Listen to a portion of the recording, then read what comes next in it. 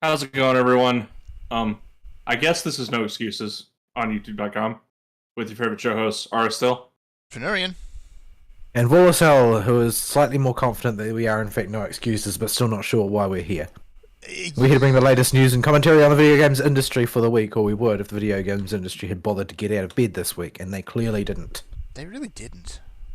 If you'd like to get involved with the show, you can do so by sending us email at noexcusesvtw@gmail.com, or you can follow us on the Twitter at noexcusesvtw, or you can join us in our Discord server, which you can get to by clicking on the link provided in the show description, which will be under the show archive on YouTube, and that's the best place to go to look at all of the shit posting that we do.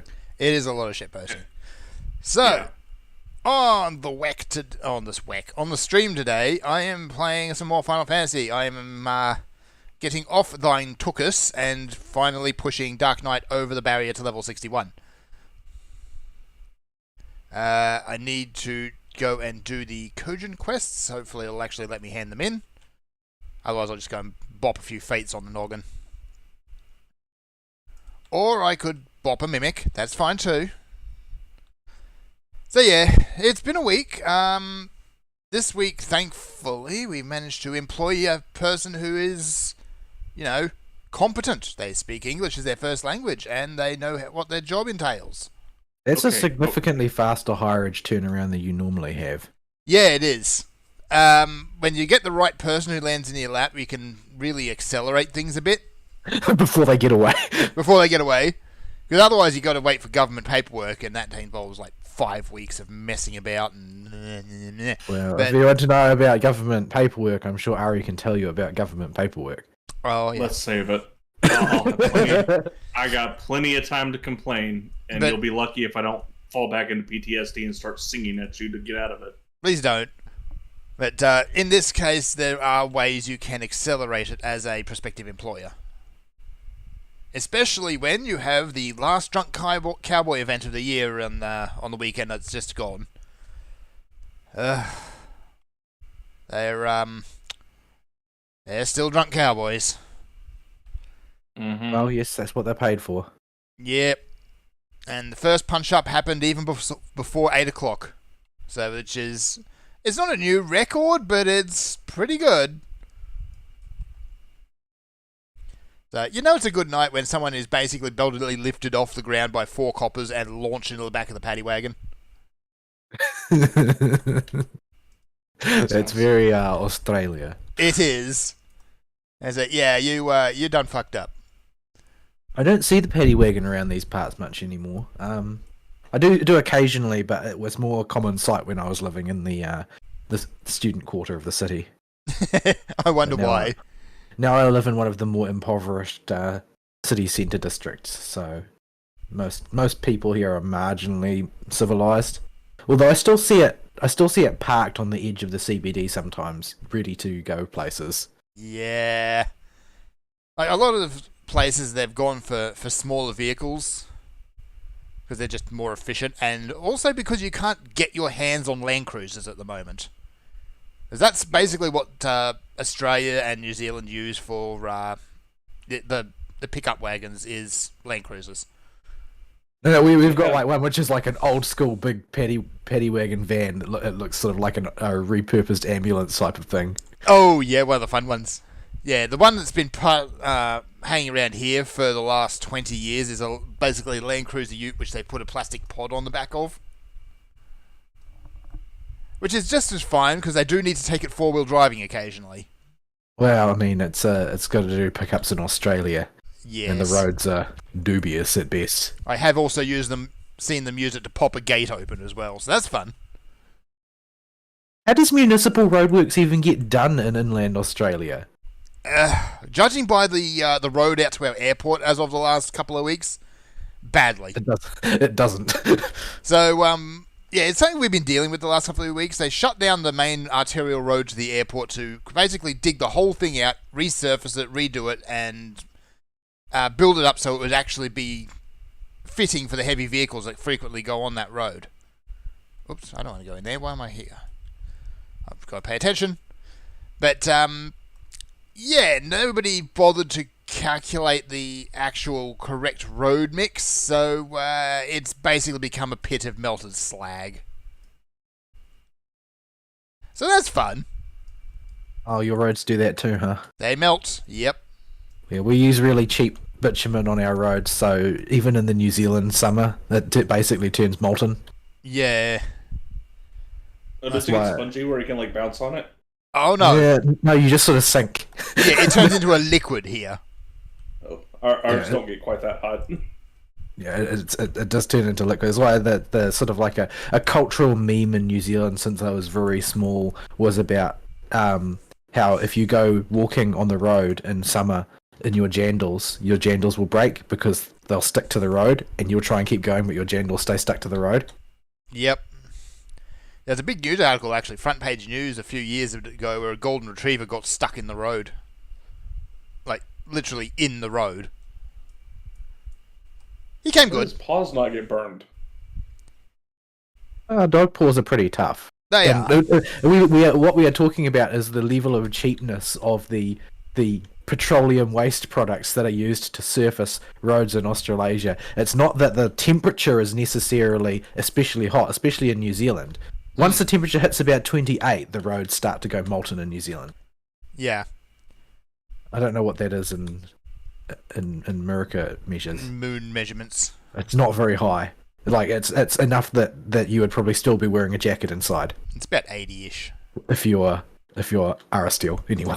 Oh yeah, that's a cool summer day. Yeah, I think that's about 80-ish. But that's enough. That's enough for the roads to start to get sticky in New Zealand. Yeah. So, Yeah, we don't have that problem. We have a lot of problems, but that ain't one of them. yeah, the problem we have particularly is when the road is all soft, melted, and sticky, then someone drives a triple road train over it. Suddenly, your road now has trenches in it. Yeah, you can see where that's happened in various places as well, especially if they haven't put metaling over top of it, which is sometimes the case.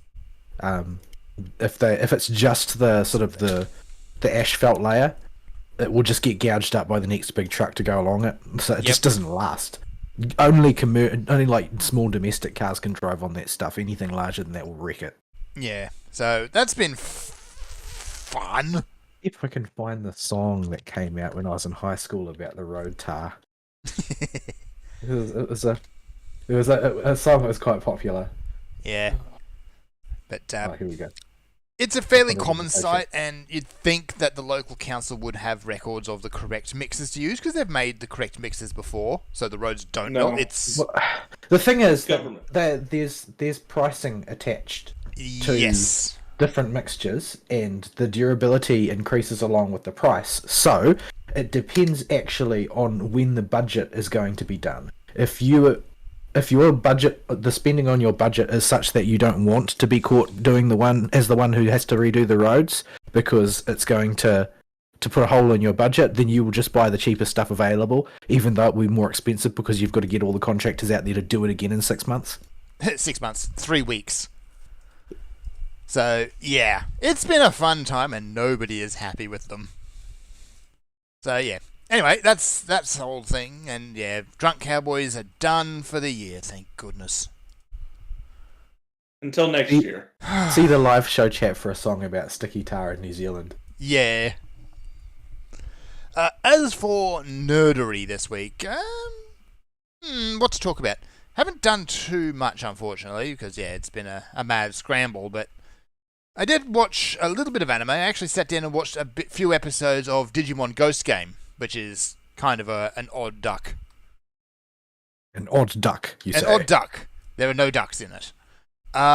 Disappointing. So essentially, what the plot is humans invented hologram technology, and because we're humans, it's been spread all over the damn place in nauseatingly garish displays everywhere for everything because it's cheap. And because this is the Digimon universe, the Digimon are hijacking it to cause mayhem. And essentially, whatever the monster of the week is framed as a ghost story in universe. To be honest, what I was thinking when you said, and because it's Digimon was, and because it's Digimon, it's G-rated and therefore it won't be used for porn, which is what it would actually be used for IRL. Yeah, let's just face it. Rule 34. So, yeah, for a start, the protagonist does not wear goggles. Nobody wears goggles. What? How will they see? I know. What is this sorcery? This is not a real Digimon series. Yeah. Like, so he's a young kid. I forget what his actual name is. It's Haru or something like that. But Goggleless one. his dad basically one day decided to take himself off to the digital world. No word to his kid, just a smouldering crater with a Digivice in it. Because he was disappointed in his son for not wearing goggles like a proper person. Exactly. Even the father doesn't wear Maybe- goggles, so he's got no excuse. Maybe he took. Well, the once you goggles. become an adult, you don't need to wear goggles anymore. It's a kid thing. That's fair. Well, But, in Digimon Adventure Tai gets the special goggles. He does get the special goggles. The goggles that That do actually- something. The goggles that let him see the digital waves. Yeah. In this universe, basically just putting the Digivice on lets you see the digital waves. So yeah, it's a fun little romp. It's interesting to see how they portray various Digimon as ghosts. Like the very first one's a pretty good example, where they're talking about a stitch-lipped man haunting a school who steals people's time. Which is basically Clockmon. They don't mention the fact that his lower half is a giant walking clock robot, but That he's a seems stitch-lipped like man. something that would have come up in a testimony. Yeah, it's kind of important. But no, he's the stitch-lipped man.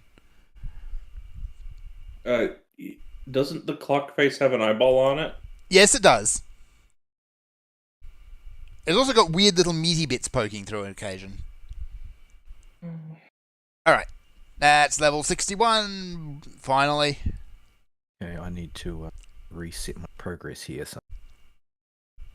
Yeah, I need to actually come up there and probably reset a progress as well.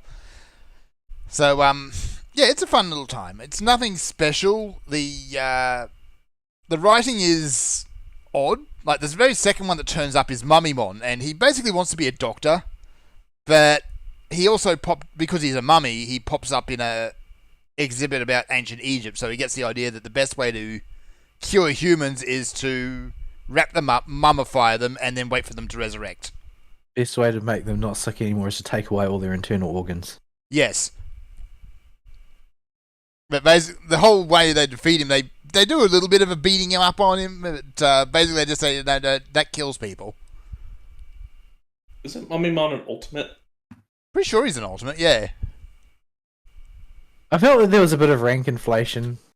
Like, when I was introduced to the Digimon in context, I mean, it always seemed like they got bigger generally when they leveled up, and they got more powerful looking when they leveled up. But in practice, it's more like that as the story goes on, the champions suddenly become like the rookie level appearance, and then this continues with rank inflation In a up lot until of you have that weird dodecahedron monster.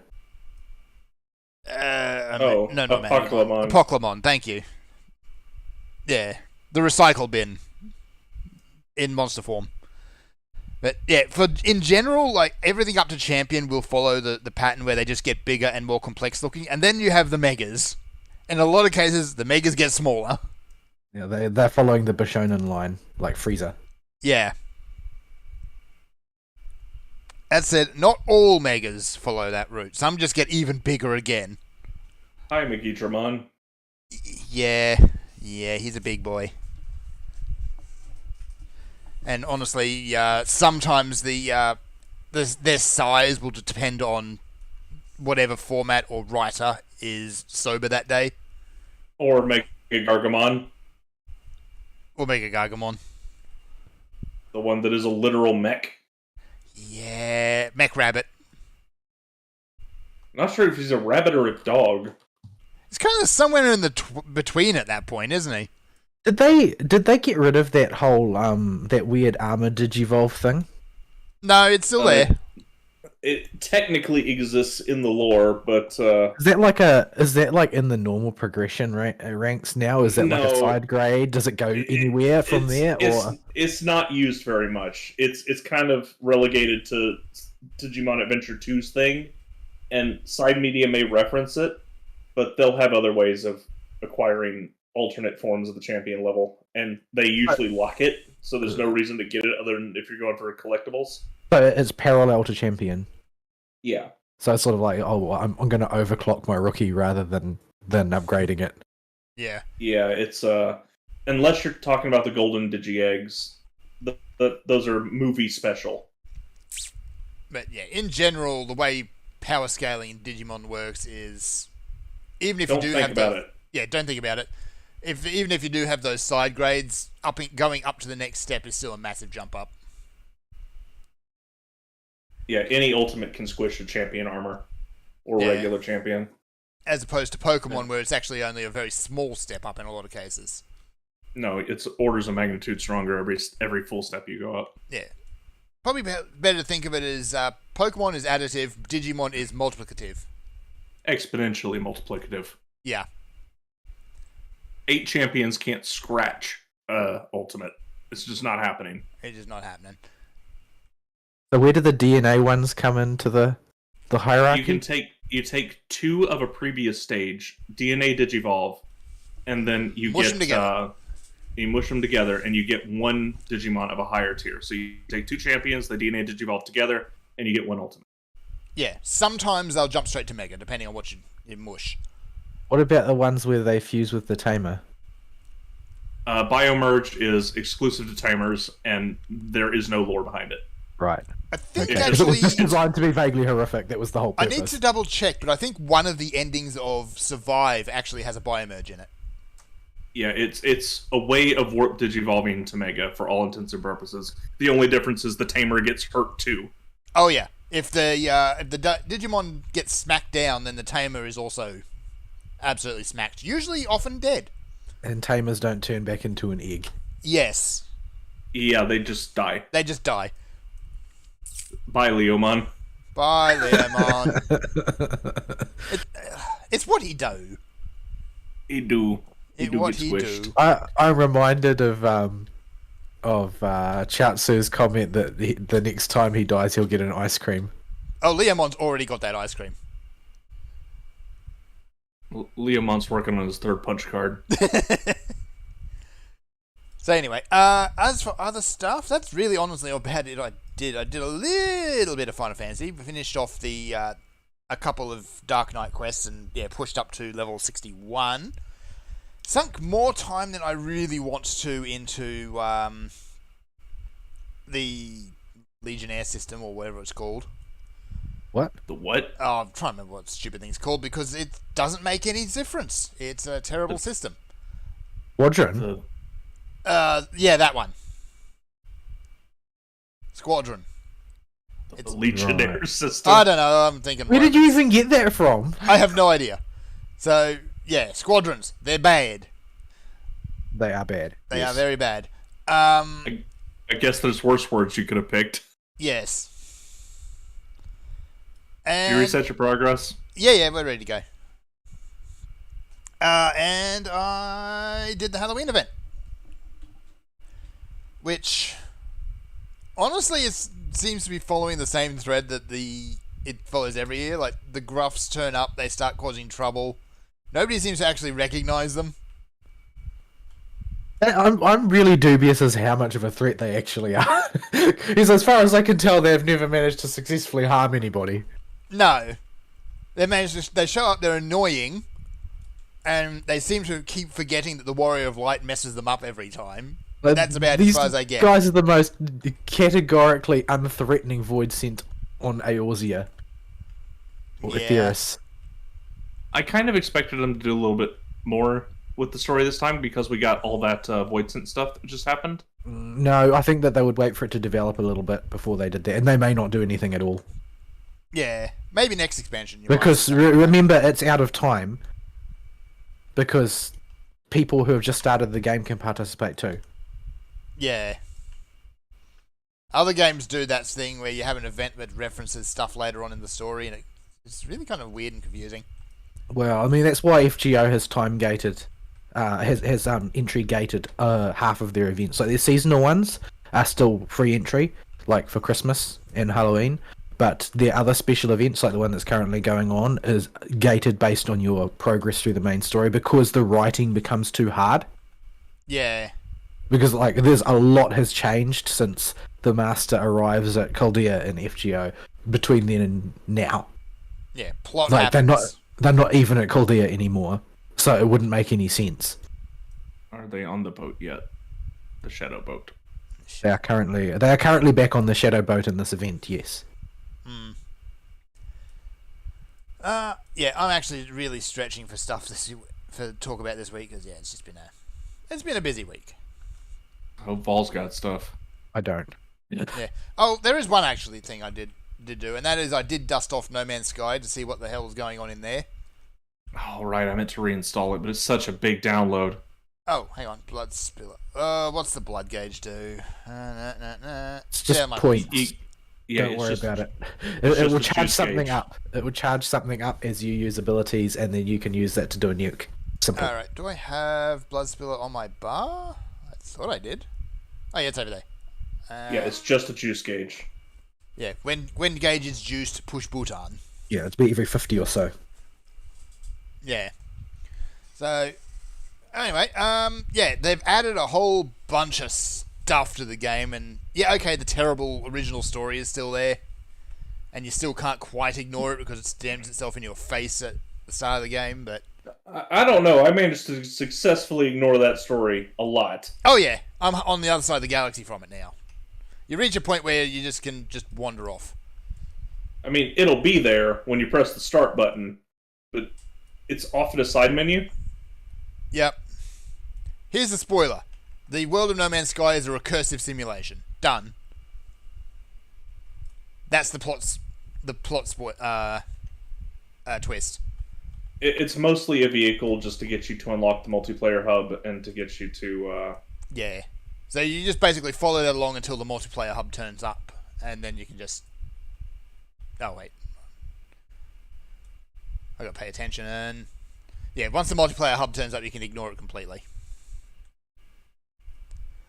They have done a few big things. They've added a new class of ship, as well as a new class of star system.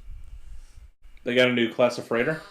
No, but they have overhauled a lot about how freighters work. Okay, good. Have they fixed the issue of falling through the freighters yet? I have not fallen through the freighter yet. They've also done something really nice, and they've put a teleporter that takes you straight from the docking bay to the bridge. Oh, good.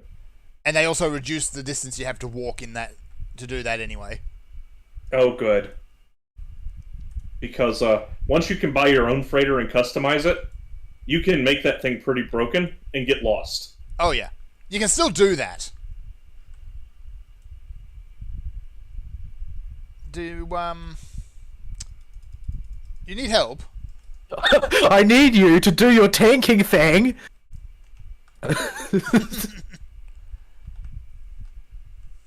That's just funny. I was getting the silver chest. I'm coming. You missed the comedy. You did. Some Benny Hill level crap going on here. What is going on here? Well, there were 3 monsters in here before, and I was an otter, and they were chasing me around, and I was just running away because Fern was not here. Sitting here trying to get a silver chest in the other room, and I hear y'all. Yeah. What else have they added? I know they've added another faction quest, which is all about going up against the Atlas rather than basically channeling your favorite moth. I hate their alliance and faction system in that game in general. Yeah. Their reputation system. It's clearly bolted on because it was expected. Yeah, that's still there. I haven't delved too deep into the anti-Atlas story because you've got really two choices of story, or before you had two choices of story, which was either follow the Atlas and make an increasingly complex ball of goo to feed it. Oh, I'm sleeping. Or you do the Artemis story and basically listen to people ramble about the number 16 for a couple of hours. Neither story is particularly goo. So, quietus. I have Verraise on my bar. I do not. Can you use it at level 64? I can't remember what level you can use it at. It's 64, yeah. Yeah.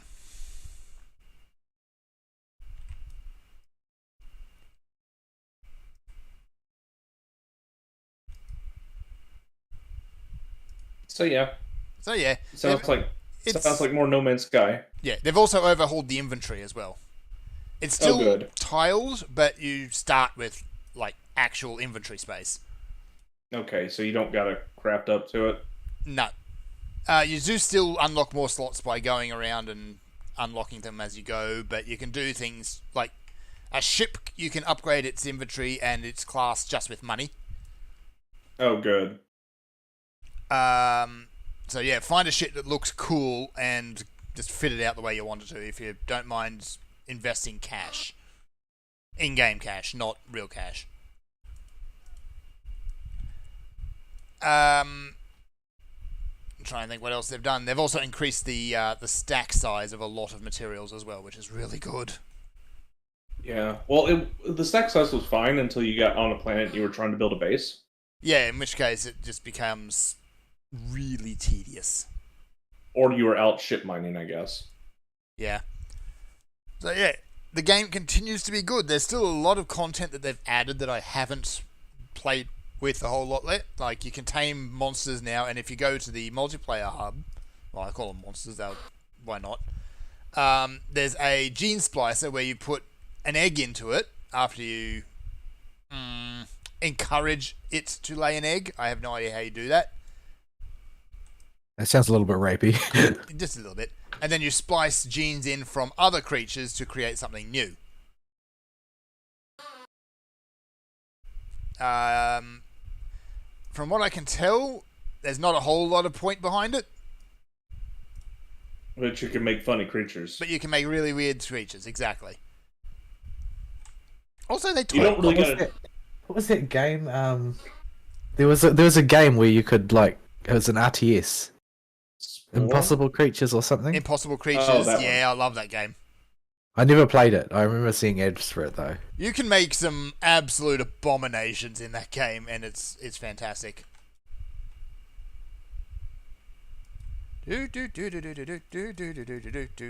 Tank. I'd hold these monsters still, but yeah. Oh, Fern. Oh no. Why did you do this with the petrified mobs, Fern?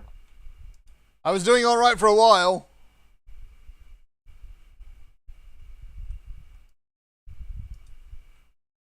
I'm just gonna hope Vol kills them all, because I'm busy healing Fern. That's fine. We got him.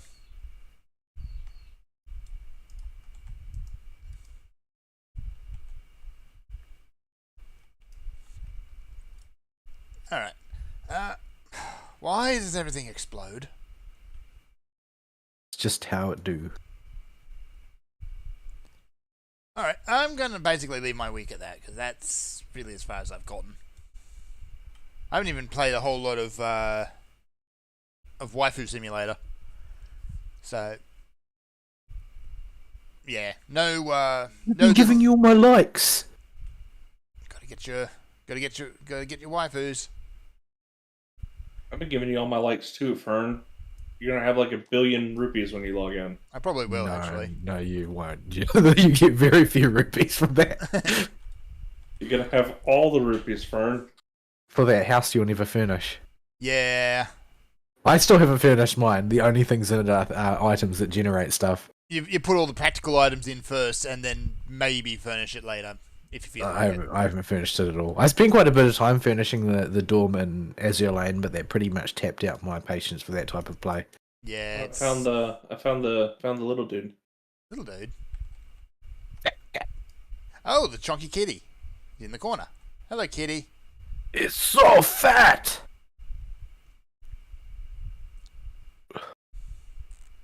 It's a chunky kitty. Yeah, that's been it for me. Vol, what you been up to? I'm an otter. You are an otter. Why are you an otter again? Stop it. I'm always an otter. But yeah, so I had a brutal week at work because we're mid-training more people again, and it's just going to get worse, I think. So I'm fairly confident that another key person is about to leave. It's just... I don't know. If other people, like people who have multiple income streams in their family, they don't need to worry about the sort of things I need to worry about, like the economy collapsing and that. So, like, I'm just not willing to look into changing jobs myself because I don't know what's going to happen. Where I currently am, I have seniority. I'm not going to be the first person cut if things go sideways. So I don't really want to become the new guy somewhere else, even if I get paid better in the short term, because I don't know what being paid better in the short term actually means in practice. And when it comes to how long is the economy going to remain intact, it's just, I don't know when it's going to happen, but something is going to happen, and there is going to be a big political economic realignment worldwide, well, at least in the Western world. Probably worldwide, and I don't know exactly when it's going to happen, and I don't want to take any risks in the short term. Yeah. So I have to sit tight, but unfortunately other people are just interested in trying to defray the cost of inflation. And so everybody is doing the job shuffle right now. Everyone is hiring. Nobody I don't know how I don't know how they're planning to expand, but some of our competitors are expanding. There's a lot of strange stuff happening. I sort of assumed people would be able to read the writing on the wall, but apparently they can't. I hope I turn out to be wrong, though, because it'll be a lot less bad for everybody. But I think that it's probably a thing that needs to happen. The economy's been basically unsustainable since we went off the gold standard umpteen years ago. Yeah, the idea that you can just print money forever and everybody's wealth will stay the same is a fantasy. Yes, but it's also the primary school of economics that has prevailed in the West for a very long time now. Money machine go brr. But yeah, so we've got new hires who are enthusiastic, but I don't know how well they'll turn out in the end, since everybody's slow at the beginning, but it's sort of hard to tell which ones will stay slow and which ones will grow into their abilities. I hope that things go well, but it remains to be seen. Unfortunately, in the meantime, I have a very brutal workload because I've got to make up for all the things that new people can't do. And so I've had a lot of late nights and a lot of stressful days, to be honest. Video games wise, I've basically been wiped out as a result. There's not really much of anything I can do. This one do anything? I can't remember. First ones generally don't do anything, right? Yeah, he pulls and pushes, and that's it. Yeah. Don't stand in yuck. Yeah, okay. But yeah, so I haven't had time to play video, generally speaking, because it's just been a rough week all round. Not really much help for it. In FGO, the Imaginary Scramble event has begun, which is sort of it's an event that takes place at a particular point in the story. Like, they're unusually specific about it so that they can use a whole bunch of characters that have been introduced later. So it happens explicitly after the India lost belt and before the Atlantis lost belt. So yeah, it's got a particular location, and the story framing is basically the commissioning of the version of the Nautilus, which is going to be the ship that takes them to Atlantis. Nice. What did I get? Where's Delirium do? Am I going to get a level up? Am I going to get a level up? Give me a level up. I want to level up. Yeah! Level up. But, yeah, the event is kind of a an odd duck. It's a different format to any of the ones we've had before. So basically, the story takes place basically the whole thing was started out as a training exercise for the Nautilus so they do a zero sail into the imaginary sea, which is sort of like an imaginary number domain on the reverse side of the world. Nothing can really be observed there because it exists on sort of like a plane of reality that's not really accessible to human senses. So, but they get over there and they find out that for some reason it's not like that. So somebody has obviously done something to modify the imaginary space around them such that they can be interacted with and therefore attacked. But you basically have to navigate via improv sonar because what it looks like when you look outside is basically lots of illusory stuff because your brain can't properly interpret what's going on out there. So light is basically made of rainbows and everything else is pitch darkness. And the light also doesn't actually light anything up. They're very specific about that. It just looks like light, but it doesn't have the effect of illumination. But the method that you devise for navigating the space is to fire Osaka Behime out of the torpedo tubes, and then she will use one of the rituals that she uses to secure her castle, which has a range of the width of her castle walls. So basically you will fire her out of the torpedo tubes to a particular location and she will reveal the squares around that location, and you've got to collect resources to do this and reveal the map bit by bit. And as you explore, you get points to advance the story, and you get various items and fight bosses and things. Not really sure where the story is going. It's a story that introduces the foreigner servant Van Gogh, who is strange. Who is a very, very strange individual. Like, probably even stranger than the real world one. Mind you, I'm still highly amused by the idea of a neat torpedo. Yes, it is a neat torpedo, and she is less than amused. I wonder why. How do you retrieve it and use it again? Well, basically, when you get attacked by those monsters that are the ones that Ghidorah uses in Phase Zero. Oh, and you get attacked by a whole bunch of those, and it turns out that they're the only thing that you've basically got access to for resources, so you've got to use them for things. And it turns out that they are able to be processed into rations, but also they pull all of the intestines out of one of them and tie them around Osaka Behime before firing her out of the torpedo tube, so they can just reel her back in on monster guts. Gross. So yes, they did in fact answer the question of how you reuse the torpedo. But yeah, so interesting enough event. I haven't done very much of it yet.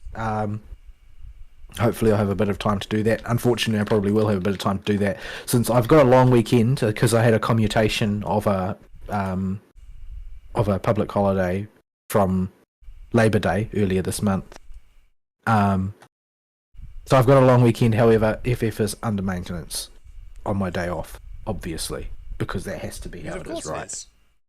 It's like this every single time. It's very, very frustrating. Like the last 3 or 4 maintenances have all lined up when you had a day off. Yeah. It's very annoying. I don't know who is leaking my schedule to Square Enix or why they've taken such an interest in my suffering, but it is in fact the case. But yeah. Pinecone seems to be in a down week. Not much happening, which is fine and with me since I've got a lot of a lot of catching up to do. Gradually catching up progress. Still getting teabagged by clan battle bosses though. I just can't quite seem to get the knack of making teams. Maybe it will be a bit clearer to me when I've got more built characters, but I've got enough characters to build maybe 2 teams now. So I'm still getting constantly teabagged in Princess Arena and can barely make it into the top 600. I lose every fight, so I lose every fight in every arena though. It's just the way it is at the moment. As everybody's got 6 stars except me. I'm sort of getting close to being able to unlock a 6 star. I'm like pretty close, I think. Like I'm within a few shards of Pecorine, I think. Okay. But I'm not quite sure how useful it is since I'm already loaded down with tanks. But she's a pretty superlative tank, from what I can tell, or at least an enormous slab of hit points that you will never be able to chew all the way through. She's very fat. She eats all the food. She eats all the food, indeed. That is sort of her thing. Oh boy. I've managed to watch a little bit more of the story, just a little bit. And I'm really enjoying the story. It's definitely the high point. But I gather it's coming towards the end of its arc at the moment. So eventually I think they're just going to unlock the story for everybody regardless of your progress.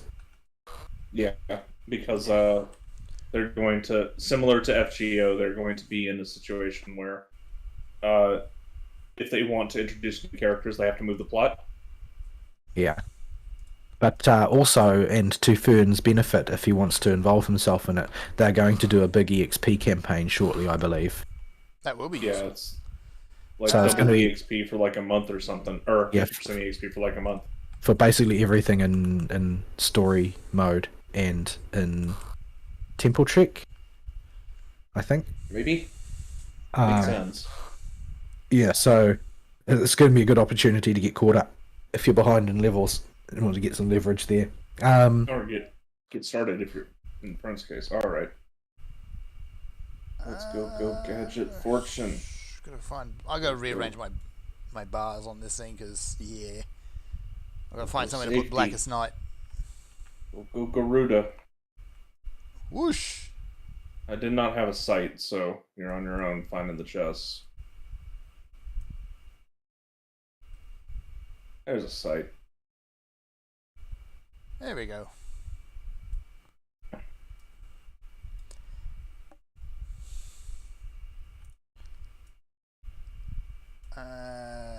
That's a steal. I might actually use that.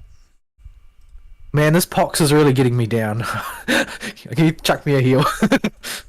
Oh, where you at? I'm down to 3 minutes. I'm coping, but I do. Yeah, I was thinking about telling you to use purity, but I just kind of wanted to see what would happen if I didn't tell you anything. Oh boy, I can do it.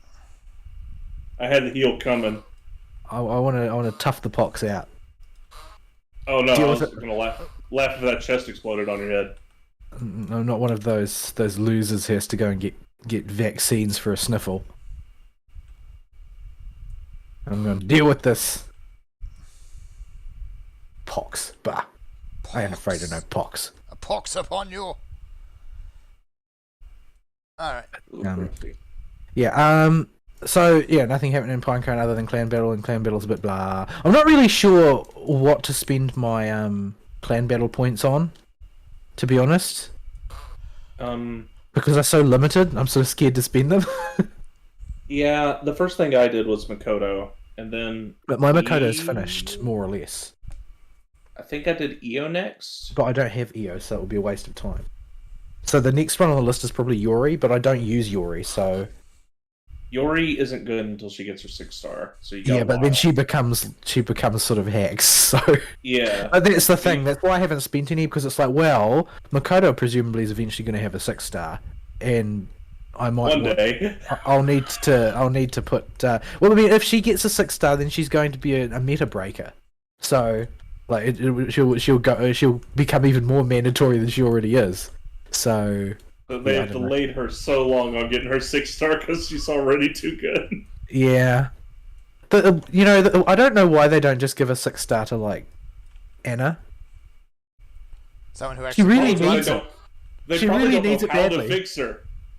Yeah, because it seems like if you're going to have such steep drawbacks, you end up in a position where you've got to give them something so powerful that it will basically become a nuke to destroy the entire opposing team.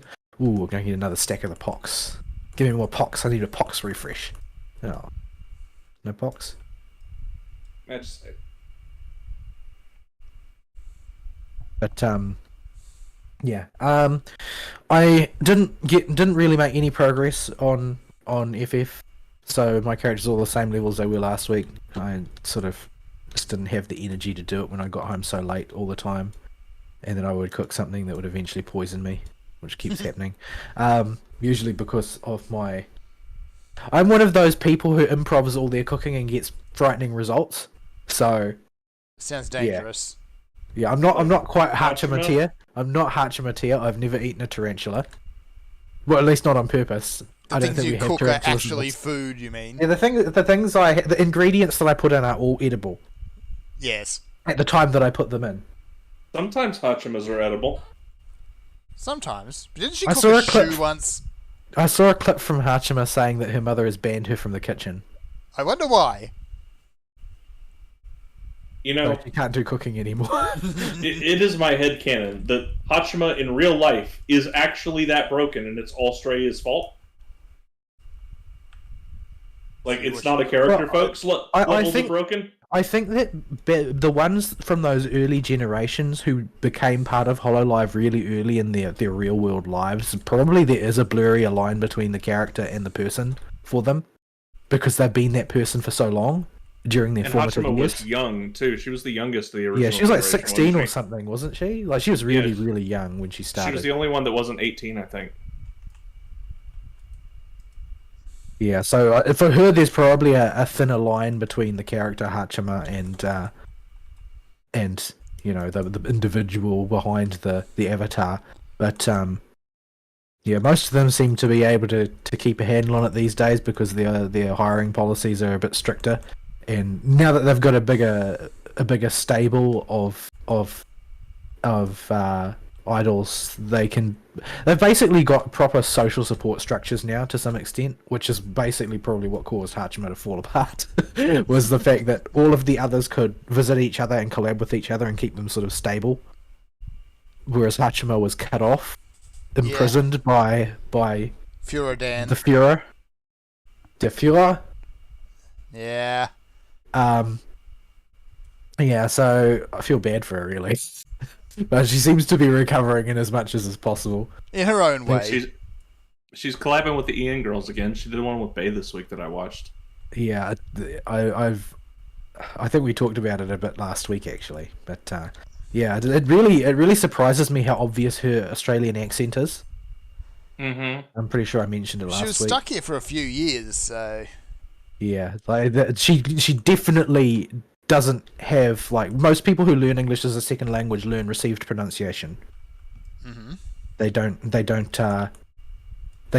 have an accent per se, but Hachima definitely learned Stry rather than English. Yeah. She was in Victoria and Melbourne, and there's so many fake people down there. Yeah. The stupid bridge with the padlocks on it. Oh, yeah. And the bad idea wheel. Cringe. Everything in Melbourne is cringe. I don't like the city very much. I like it even less than Sydney, because at least Sydney is large enough for there to be nice places, whereas you've got to Somewhere. travel quite far onto the outskirts of Melbourne to find somewhere that's not a filthy graffiti-ridden mess. But Yeah. I have never seen so much graffiti in one place as I saw in Melbourne. Oh, yeah. It's everywhere. The moment you get off the main street frontages, it's just... The walls are caked with it. Yeah, but what else did I do this week? I did more fiscally irresponsible things. I decided to buy a few more bits and pieces for my computer. Basically, what happened is we had our first hot day of summer. When I say hot day, I mean sort of like a cool for most people summer, but hot for New Zealand. And it got a bit stuffy inside, and my graphics card started shrieking. So I opened it up and tried to investigate why it was so hysterical. And it turned out that I'd basically, because I've always taken a really slipshod approach to case cooling before, because it used to be that graphics cards just didn't generate that much heat. And this now is you the have first. a proper graphics card. Yeah, it's the first one that I've bought in 7 years, and the power draw is much higher, and the power draw directly correlates to the amount of heat. And it really needs cooling. Like, I can feel the jet of hot air going across my lap if I turn my chair over towards the back end of my computer. But yeah, it turned out, because I had always taken a slipshod approach to case cooling before, I hadn't really thought about it too much, and I did too good of a job cooling my CPU on this one, basically. I used a low speed fan for the intake because I didn't really think I needed to worry too much about it at the time, but I used standard fans for the exhaust and for the fin stack on top of the CPU. The thing is that I thought that it would be a good idea to axially align all three of them, which under normal circumstances, if you can do that, that's great. That's the ideal arrangement. Unfortunately, because I was trying to do a relatively quiet, compact build rather than the enormous bloated build that I had before, like my previous PC box weighs probably about 2.5 times what my current one does. And so I was trying to slim it down a bit because I thought it was excessive. It was excessive, but the upshot is that now I've got this axial line of air that blows directly through my PC. So all the air goes through the top half of my case at speed, and nothing in the bottom half gets cooled. Because it just comes in through the intake, goes straight into the fin stack fan, which pushes the air through the fin stack, and like 2 inches away from the outlet of the fin stack is the exhaust fan.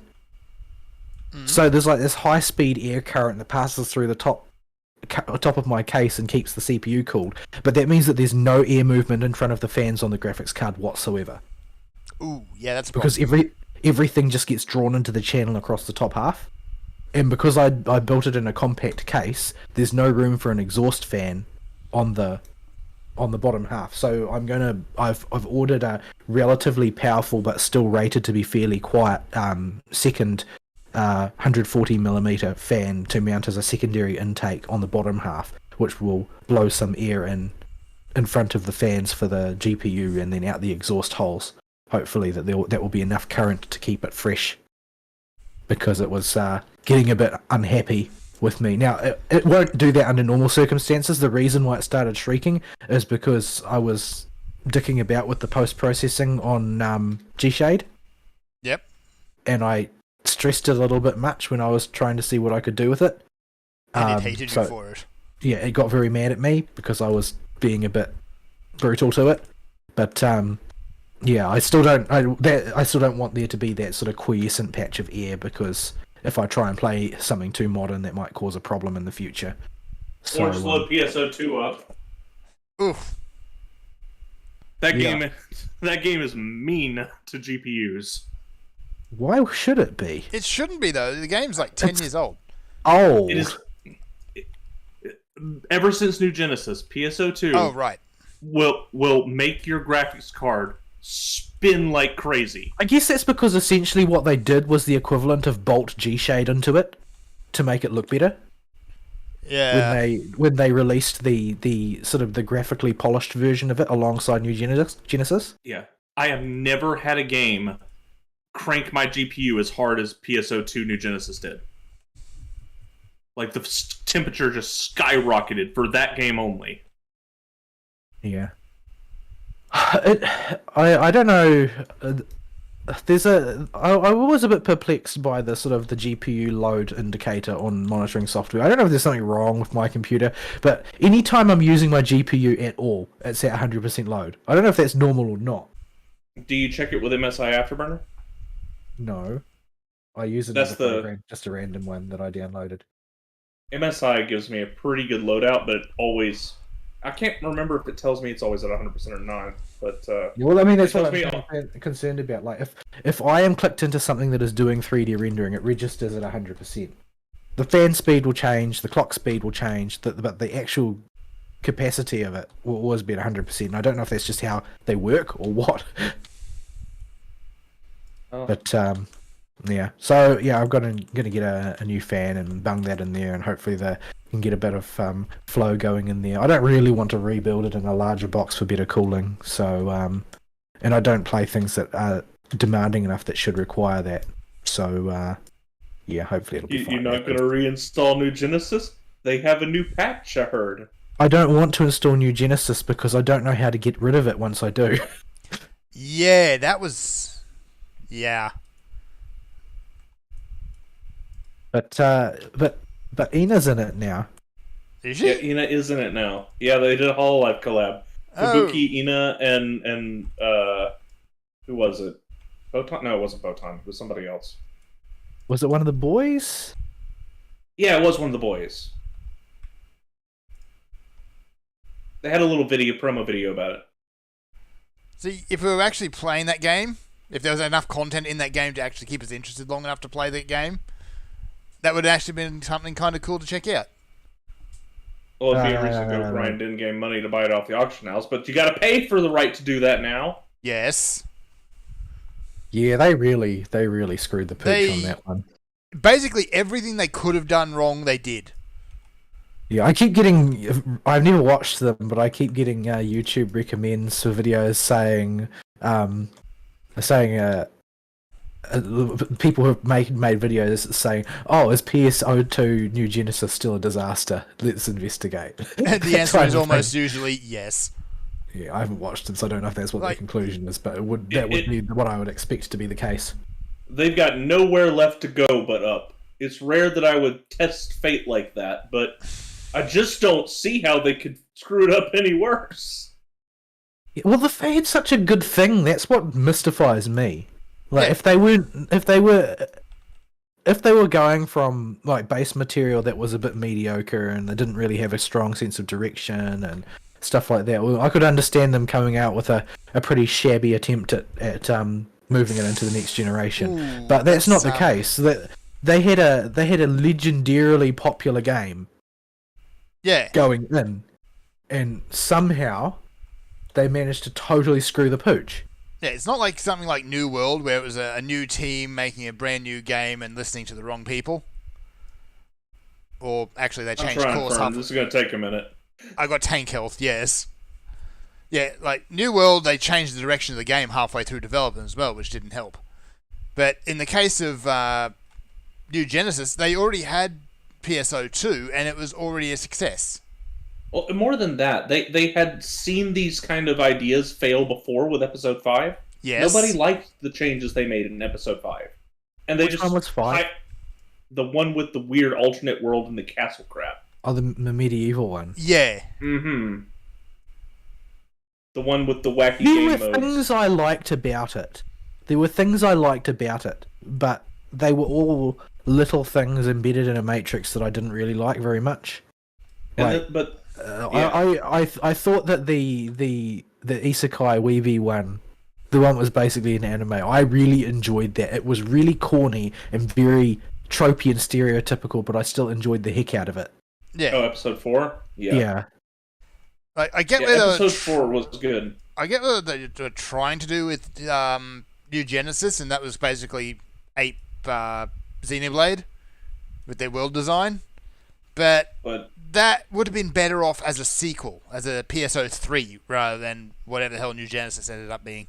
Well, what really baffles me is even though they misstepped with Episode 5 pretty hard, they course-corrected with Episode 6. Everybody loved Episode 6. They did. Yeah, I didn't make it all the way through it because it was brutally freaking difficult. Also that.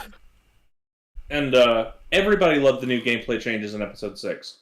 And they just decided, we'll go back to Episode 5. About the only thing they could have done to make it worse was keep the transformation mechanic. Oof. Yeah, that mechanic is just so out of place. Well, it was so busted was its problem. That too. Yeah. I did not like it. I felt like it was just it was taking away from the rest of the game. Like, it was actively degrading the rest of the game. Yeah, that was another Episode 5 edition. Because you only really have two options implement a feature like that. Option 1 is that you design the content so you're obliged to use it as often as possible, and option 2 is that you design the content so it's not absolutely necessary to use, and therefore the content is a pushover if everybody just spams it. There's like literally no correct way to do it. Yeah, and it was just optimal in so many cases. Just But at only- this point in the fight, everybody turns into their monster. But only 1 or 2 of the monsters were actually useful. Oh, there was one of them that was totally useless. The 2 of them were really good. The bird 2 of them one, were really good. the chicken and the punchy one. The were punchy both one, really, yeah. really good. Yeah, one of them was absolutely worthless, and the others were all just kind of eh. Well, there's only 4 of them. I forget what the 4th one even I did. thought there was 5. Was there 5? It might have been. It was might have not. been. It didn't matter because you only ever turned into the chicken or the punchy one. Yeah. I use the flying one. But I don't remember which one that comes from. Is that the chicken one?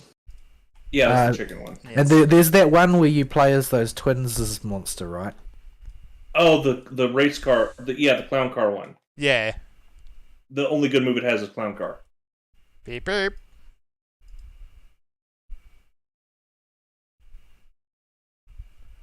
So, I don't know. One day, if I feel like I hate myself or I just want to make content for the show, I'll put PSO2 on. I'm not. It's too big an install. It's Yeah, a it's too- huge install. If it had less technical problems, then I wouldn't mind keeping it around to dip in and dip out just to remind myself periodically why I don't play it. Yeah. But Like, I've it's a technical burden. That's the problem. I've considered doing it before, and then it's like, oh, it's huge, and then I can't get rid of it, and. So, yeah. Yeah, and then when you boot it up, how mad is your GPU going to be at you? Probably yes. It's going to be yes, man. It's going to be But, yes, mad.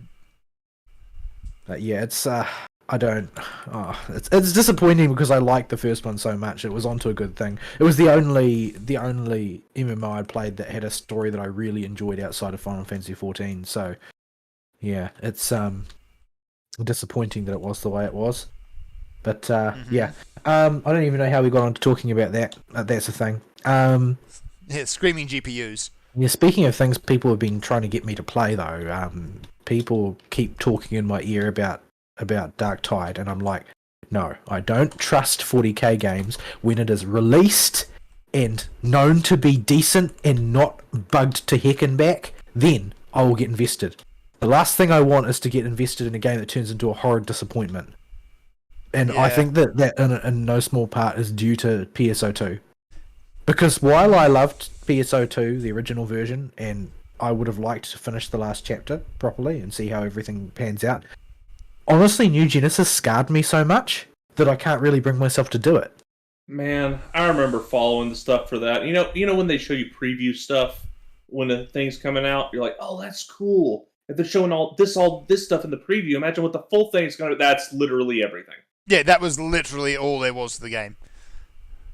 It's like 3 hours of content?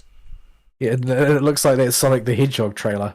I remember Vol was like, That "You're game's already out now." done with it," and Vol didn't know that he was almost done with it when he asked me that. Well, I felt like I just started. Yeah, we did.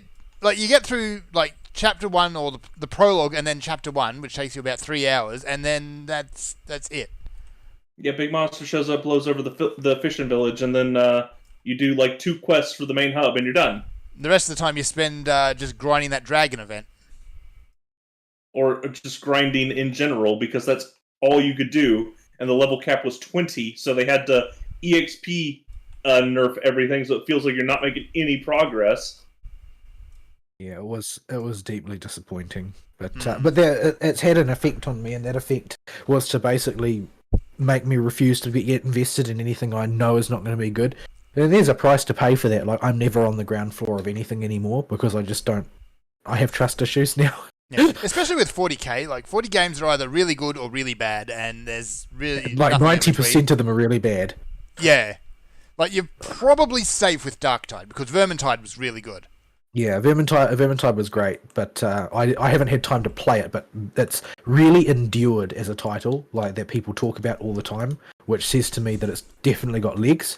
Yep. I've owned it, but I've never had a chance to play it because it was basically I conserved it for playing with Fern and Ari, but none of us have ever had time to actually do so. We still got to do Deep Rock Galactic at some point. Yeah, that's another one in that category. But Darktide, I'm especially enthusiastic about because 40k has got sort of deep roots for me because I picked it up when I was about 13 or so, and Vermintide in space. have a lot of good memories associated with building and painting and playing 40k. Yeah, So I'm actually it glad would be with nice to play a game that does it justice. Yeah, I'm glad with Darktide as well. They didn't go for the Tyranids as the enemy. Yeah, because the game would have just turned into Space Hulk. Yeah, The game would have been Space Hulk. because we've done this multiple times. The Tyranids are sort of like they fill the Gribbly monster quota for the setting, but they're just not very 40k. Like the personality of 40k doesn't exist in the Tyranid. Yeah, They are the stock Gribbly monster, and Yeah. they're indistinguishable from the Gribbly monsters that you'll find in any other setting. They don't have that special flavor that a lot of 40k races have. yeah.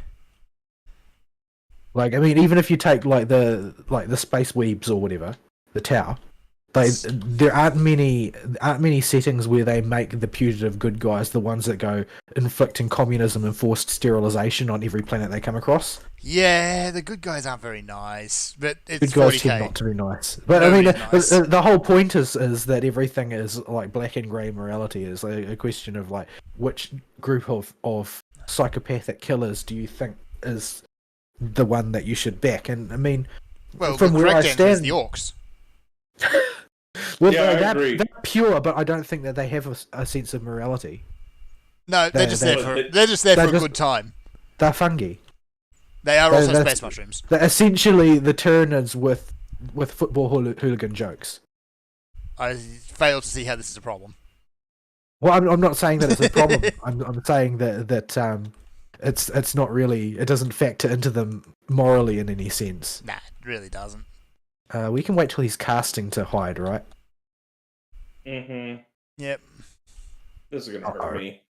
No, it didn't hurt that bad. But, but yeah, I Vern, don't. have you been doing this whole floor with your tank stance off? No. Apparently I don't. It is off though. I didn't notice that. I don't know when it turned off, but it turned off. Because I don't have my Empyrean potions on my bar. I mean, I got Vercure, but Yeah. Maybe it was when I turned into an otter that time. I don't know. no, that doesn't turn it off. You must have bumped the button. Must have bumped the button. Yeah, I keep repeatedly toying with the idea of getting some models just to paint, but I think that it would be a depressing prospect to do it. Not just because I'm terrible at painting, but because I would not be able to play with anybody. I don't know anybody around here who plays anymore. Honestly, if we were going to play it, we'd have to install Virtual Tabletop and get one of the many dubiously copyrighted mods that adds it out on there. But the thing with playing 40k is that, in my opinion, and I know there are lots of people who don't share this opinion, in my opinion, it is a very tactile thing. Mm-hmm. Like, it's very much about playing your models that you built and painted against somebody else's models that they built and painted in the flesh. Did we not Like, get a that's- single Coasted Horde through that? Oh, I haven't been pushing the intuition button because we've been talking. I'm playing Red Mage because I'm really not paying attention. Yeah, none of us are really paying attention to what we're actually Yeah, we've doing almost here. got a full rack of Commanders and Magicites, so... We should probably start pressing that button. Push the button. Actually, I'm going to push that button. So, yeah. Yeah, it's one of those things that, in my opinion, that like half the fun is painting your army. Yeah, But this is... the thing is that I don't want to play it electronically because I want to be able to handle them and to see the character that other people have put into theirs in sort of like in real time, that type of thing. Because I mean, I used to be part of a club, a wargaming club, back when I was in high school, and so I got to see a lot of people's personality poured into their models in various ways. Yeah. And there were always, of course, those guys who would just use sprue grey, or would just spray their models black and say they were Black Templars, or whatever. But Well, you paint them black, you paint their eyes red, and there you go, salamanders. Salamanders aren't black. Yeah, but you tell these people that. Salamanders are bright green. They are. Their skin is black, and they got red eyes, but that's it. And they want to boop the snoot. They do want to boop the snoot. But yeah, I just can't. I can't really bring myself to do it. There's a huge amount of capital outlay required for me to rebuild my painting supplies because they've all perished. Yeah. So, and I do have a lot of my old models, but I've sort of lost interest in them, in the old ones that I've got. To redo all that, I would have to strip them all down and start again, which would be a huge operation in and of itself, just to scrub all the paint off. Yeah. So I'd probably start from scratch. But again, there's no one to show them off to, and I can't paint well enough to post pictures of them online for clout. So yeah, it's something I've been meaning to learn to do, is to paint minis, because I've got a set of Hero Quest in there, which has been untouched until I can learn to paint minis. Yeah, well, I mean, the thing is that you learn to paint by doing. Yeah, like you can learn a lot of very, very good tricks and skills from YouTube. It's definitely true, but until you start handling them and attempting to do it, none of that information has like purchase in the real world. Yeah, but above all, to attempt it first. Yeah, and above all, before you can really do that, you need time.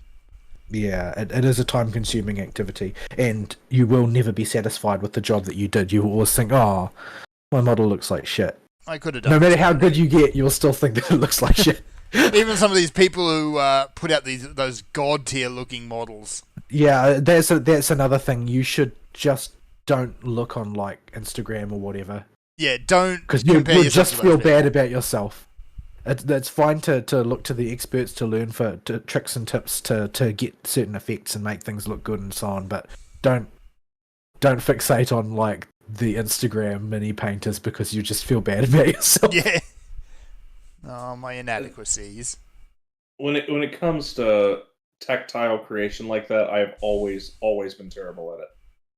Oh, I'm terrible at it, but I still enjoy it, and I still like having the finished product. Like my Eldar army is painted terribly. Like I can't paint to save myself, but I still liked having them all be painted, and they because there's something about building and painting that makes them yours. Like I never understood the people who would buy an army that somebody else had painted for them. Yeah, like it's not yours if you do that. It's just some product that you purchased. But to me, it was about making it yours. It was about doing. Even if you painted it in the exactly canonical way, you could tell that they were your one. Oh, did you find the horde? Yep. Yeah, my controller died. Hang on. Alright, well, I'm going to try this and see if it's going to explode. It exploded! It's your destiny, fair. I know, right? Everything explodes. But, yeah. I don't know what... I have never been able to decide what I would buy, though, if I tried to get back into it, like what army I would get. My current sort of position is I would probably do a World Eaters army. Like that sort of aligns with my current interests. Yeah, I know people are going to say, "Oh, what's the meta?" But that's...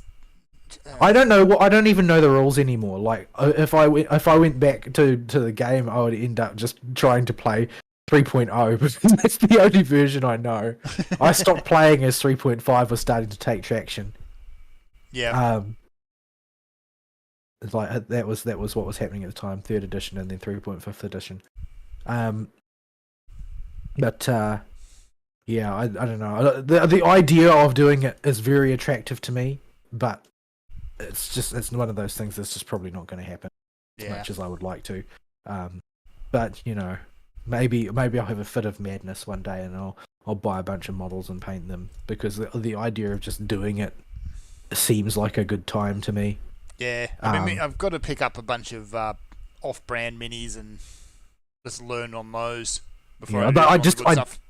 I deeply dislike the idea of giving Games Workshop my money. That's the thing. And if you're going to go the bootleg route, you've got to be very careful and select carefully what you go for and what you get. It's not terribly straightforward in a lot of senses. But but for learning to paint, that will do nicely. Yeah, well, you've got to find somebody who's doing it, because they don't. There's a certain amount of cost associated with production. People, because GW overcharges so dramatically, a lot of people assume that the production cost is nil, but it's not. It's actually quite high because the fail rate is very high. Yes. A lot of things simply won't make the cut for sale. Yeah, and they throw out a lot of broken product. It's because it's all the very fine detail. Yeah, and anything that isn't good enough can't be sold. So there is a certain amount of production cost, so it's still going to cost you some money, a lot less money, if you buy bootleg ones. But the thing with bootlegs is you need to find a bootlegger who has got quality control at all. Because if you don't have a good painting surface, you can't make them look good, no matter how hard you try. Mm-hmm. Exactly right. So yeah, the temptation for most people is still going to be give your money to Games Workshop, because at least they're going to be accountable. You can't ever hold a bootlegger accountable for low quality product. So well, it's bootleg. What do you expect? Yeah. So yeah, it's it's an idea that I toy with on the regular, like probably at least once a month. That will cross my mind, and I'll weigh up the options, and I'll look at the price, and then it's sort of like being tempted to buy St. Quartz. Yeah. You have to check the price to remind yourself why you don't do it. That's why. Yeah, that's why. And they all got more expensive because of the recent changes to the App Store, if you're playing iOS anyway. Well, in some countries, yes. In other countries, no. It varies. But yeah, it's very tempting to, because everything that I painted before was Eldar, but and World Eaters would be very different. I'm quite interested to try that, and they've got some really impressive, silly looking but impressive big models as well. World Eaters Legion. So, and not many people seem to like them. I don't really know why. I think they're cool. That's probably the best reason to get it, I think. Yeah, I don't. But everybody plays Smurfs, or well, it seems like the as far as say Chaos is concerned, Thousand Suns are by far the most popular for some reason. Maybe it's because they've got a very strong sort of pseudo-Egyptian aesthetic. It's very easy for people to conceptualize what they should look like when they're preparing the models, whereas World Eaters don't quite have that. But yeah, it's tempting, and I don't really actually want to talk about it anymore because it will become more tempting the more I talk about it. So let's move on. Let's not then. So yeah, I don't think I've watched any new anime, except I did watch, because Serathis posted about it, or he posted somebody else tweeting about it. I decided to watch the first episode of Arknights, and I have to say that tweet he posted is totally overselling it. Like, it's meh. Yeah, it's just banal. It's not. Oh no, forced video game elements. Oh no, awkward harem self-insert. No. I don't think that it's even that remarkable. Like, that's just not. I'm not impressed. That's very, very straight down the middle. Very orthodox. It's not worth commenting on. It's not as bad as the tweeter in question made it out to be, but nor is it even worthy of talking about it. Oh. It's just blah. But I mean, it's fan service, right? It's like Babylonia and Camelot. Oh, I've got hiccups. Like Babylonia and Camelot, it doesn't make sense to anybody who's not a fan, and it was never meant to. It's almost pointless trying to make the harem accusation like that sort of, to make that accusation about Arknights goes off a bit half cocked, because while it is very harem-y, because well, it's a gacha, so there's always going to be the waifu collection element that's sort of very intrinsic to what gacha is, the waifu collecting. It's not like Princess Connect where all the characters are female. or Blue Archive, where all the characters. I think all the characters in Blue Archive are female. I, Or Azure Lane, where all the characters are female. No, it's got its complement of Bishonen as well, like Gonna get your husbandos too. like Grand Blue does, for instance. And to be fair, like with FGO does. Pinecone, in the anime, they made the protagonist the protagonist. He is an idiot. Yeah, He is, and that got on my nerves at first, but it sort of grew on me in a sense because it meant that it was impossible for the story in the anime to get bogged down in harem antics. yeah. Because the character was such a, like, has a mental age of about 3. So they just weren't going to do it. And I feel like that worked for them. But Arknights just seems very straightforward. But Arknights has a very different setting. It's sort of, it's not as post-apocalyptic as Girls Frontline is, but it's pretty post-apocalyptic. It's basically the world is in a permanent state of plague. It's basically magic cancer. Yeah. It crystallizes your body slowly over time, and then when the crystals break and flake off, it becomes sort of a windborne contagion. Oh, it's Tiberium. I don't know. I can't remember.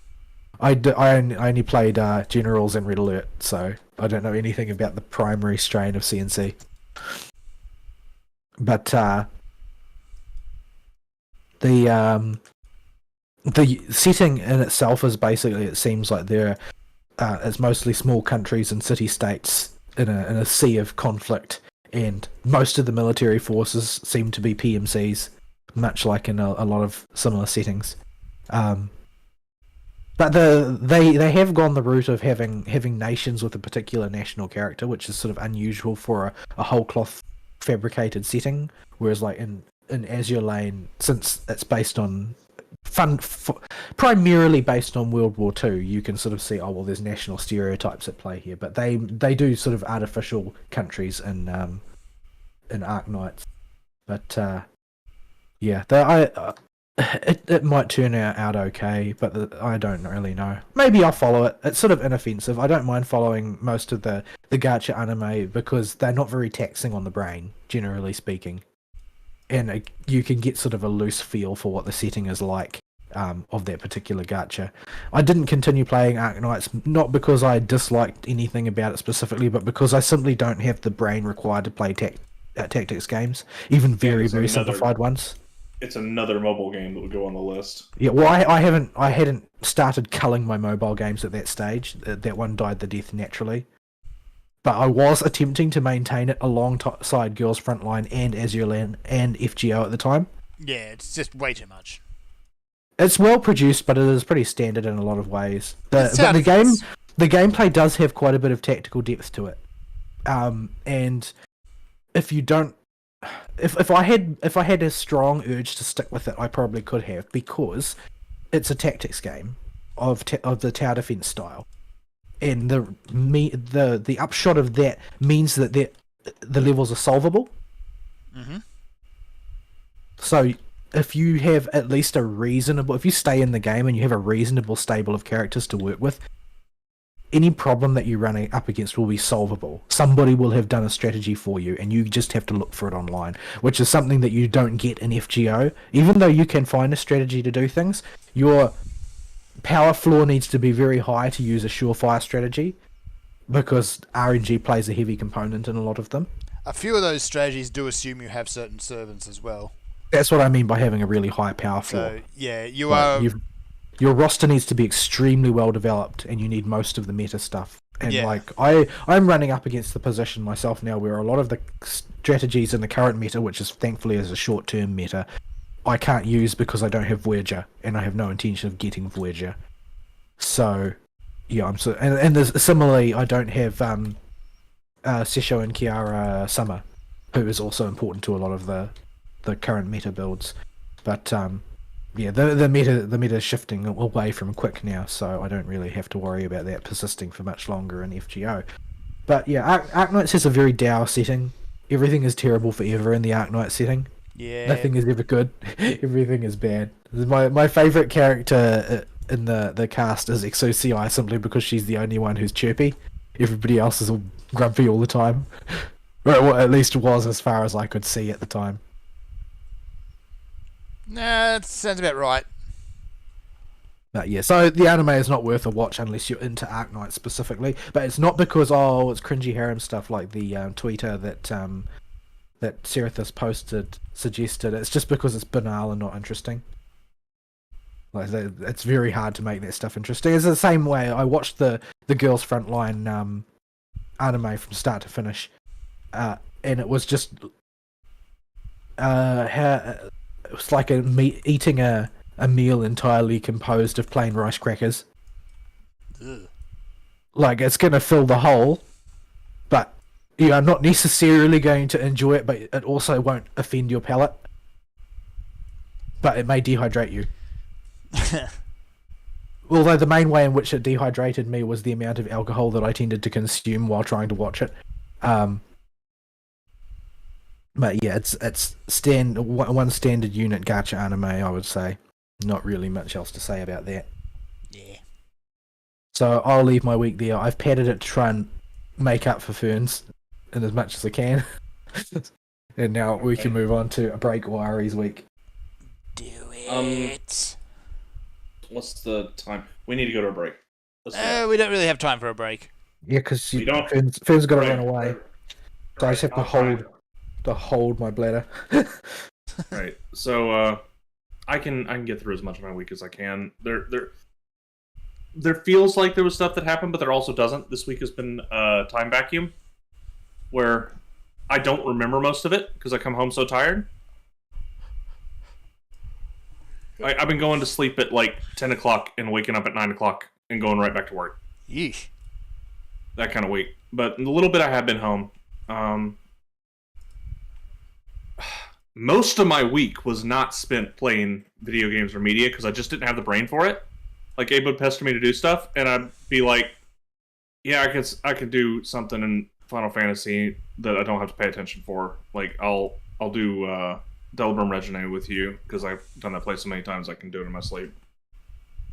Or something. But I'm not doing anything demanding at all. It's something that I don't even remember doing when I think about it the next day. So that's about all I did for Final Fantasy. Was a couple of those. We did poke at Shadowverse one day this week. Did they release something or? Just we were in the mood to do something other than Final Fantasy because we've been going kind of hard on it. So we just decided to go poke back in and see what the new sets are about and what's all going on. So we both had plenty of dust laying around to craft, multiple of the current meta decks, because that game is a Cyverse game, so it's very generous with its currencies relative to other mobile games, especially for a card game. So we just crafted a few meta decks and ran them into each other for about a day and a half and of days, and that was that. He made a forest deck, and it has the new Bane of My Existence in that game called Autumn Leaf Man. Oh no! Looks like an innocuous little leaf man. It looks like a weed leaf. And so I took to calling him Autumn Weed Man, and because I was so tired, this turned into the funniest thing in the world when I remembered our Jackbox session we did for the show one time where we invented Flaming Weed Man. That was a session. And so I will post Autumn Leaf Man. I'm about to die. I got him around. I died. Where did that mimic come from? You must have opened a chest and it came to eat you. I guess. That is how they work, yes. I'm just gonna lay here for a bit then. I'll come get you in a sec. So I posted in live show chat, Autumn Flaming Weed Man. Oh, hello, Mr. Chest. So yeah. Good Lord, Fern. Oh yeah, I had fun. So yeah, good memories there, but yeah, not a whole lot to Shadowverse. It's still Shadowverse. There's nothing new to report. Swordcraft is unfortunately... So you're not planning to explain anything about why you're upset at this Autumn Leaf Man? Oh yeah, right. See, I'm still tired, and I'm also distracted by Fern dying. Let's see. Right, it when it comes onto the field, it makes all the Forestcraft users' monsters immune to effect damage. And I play Swordcraft, which right now focuses on effect damage. So I couldn't do anything to Abo. No fun for you. So it was just no fun allowed. So I looked up the super meta deck right now and just made that and ran it against him as payback. Which is Portalcraft and involves Portalcraft shenanigans of generating artifact tokens like it always does. It's a little too much to get into if you don't play the game, but just know it's obnoxious. Like, imagine getting a whole bunch of monsters in Magic that, when they die or when they hit the field, put tokens in your hand that cost 1, and refund their cost when you play them, and have the ability to attack the turn they're summoned, and can go straight for face and ignore everything on the board. Fun! That is the current Portalcraft deck. So yeah, the opposite of fun.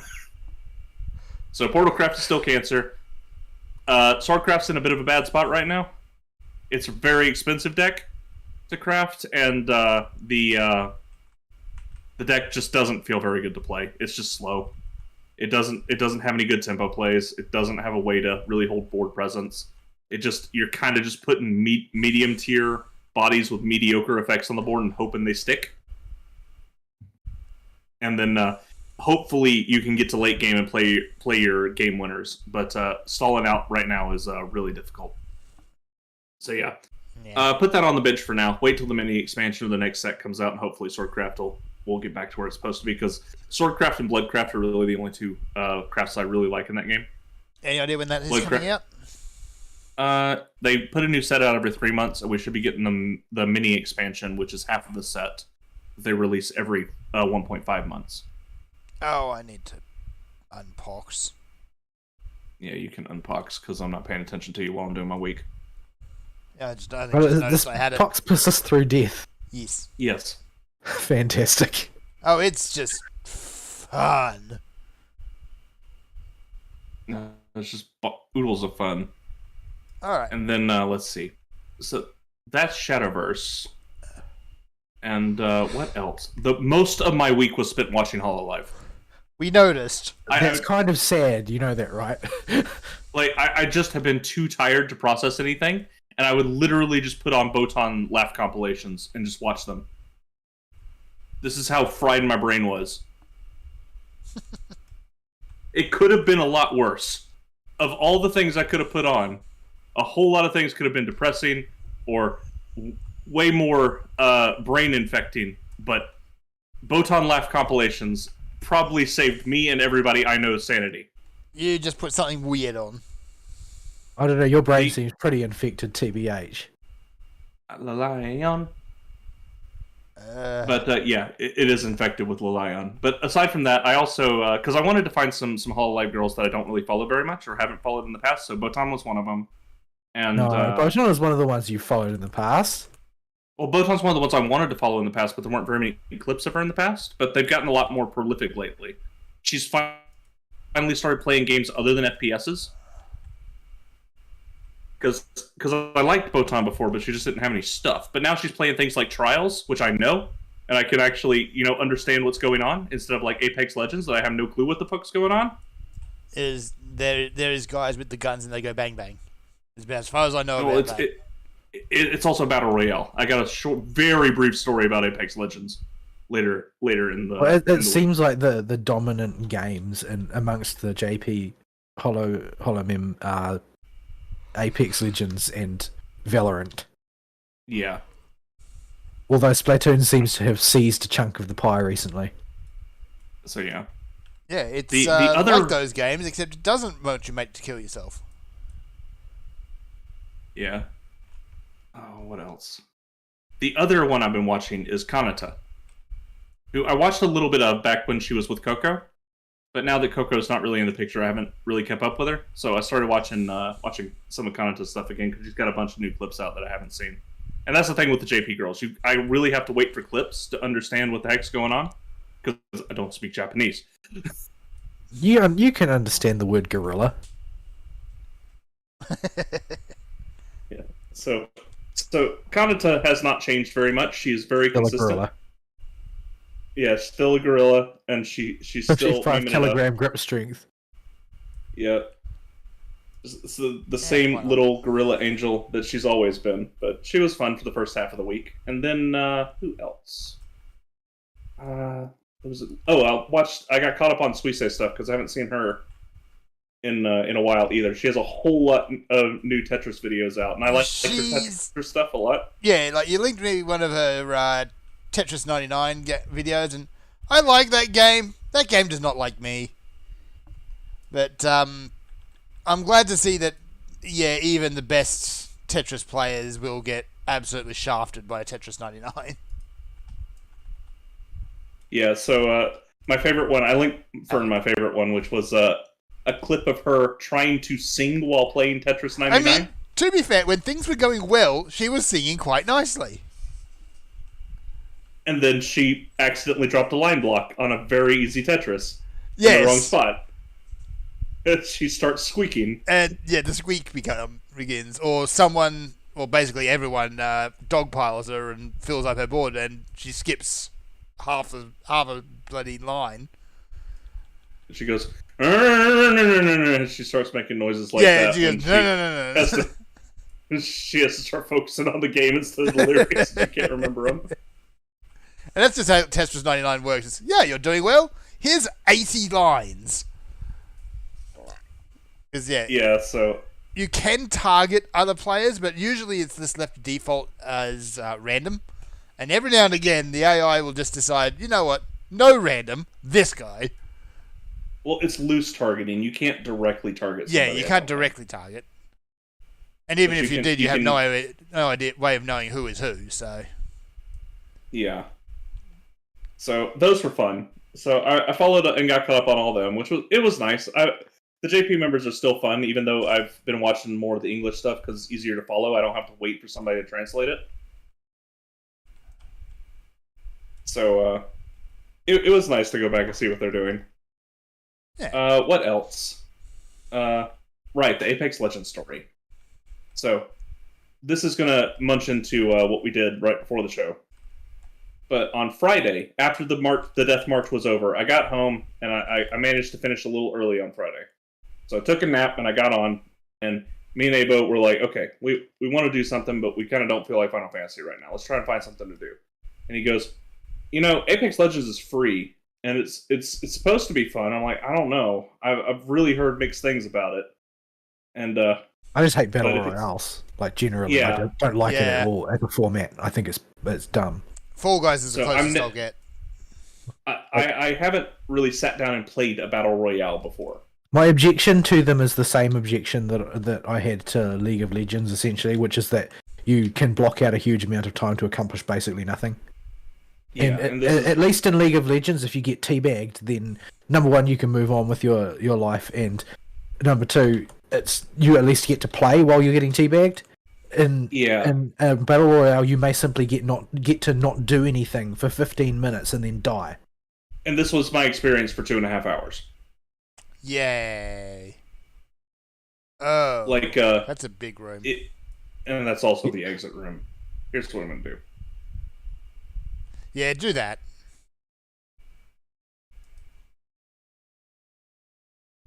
So let's quickly clear out this room.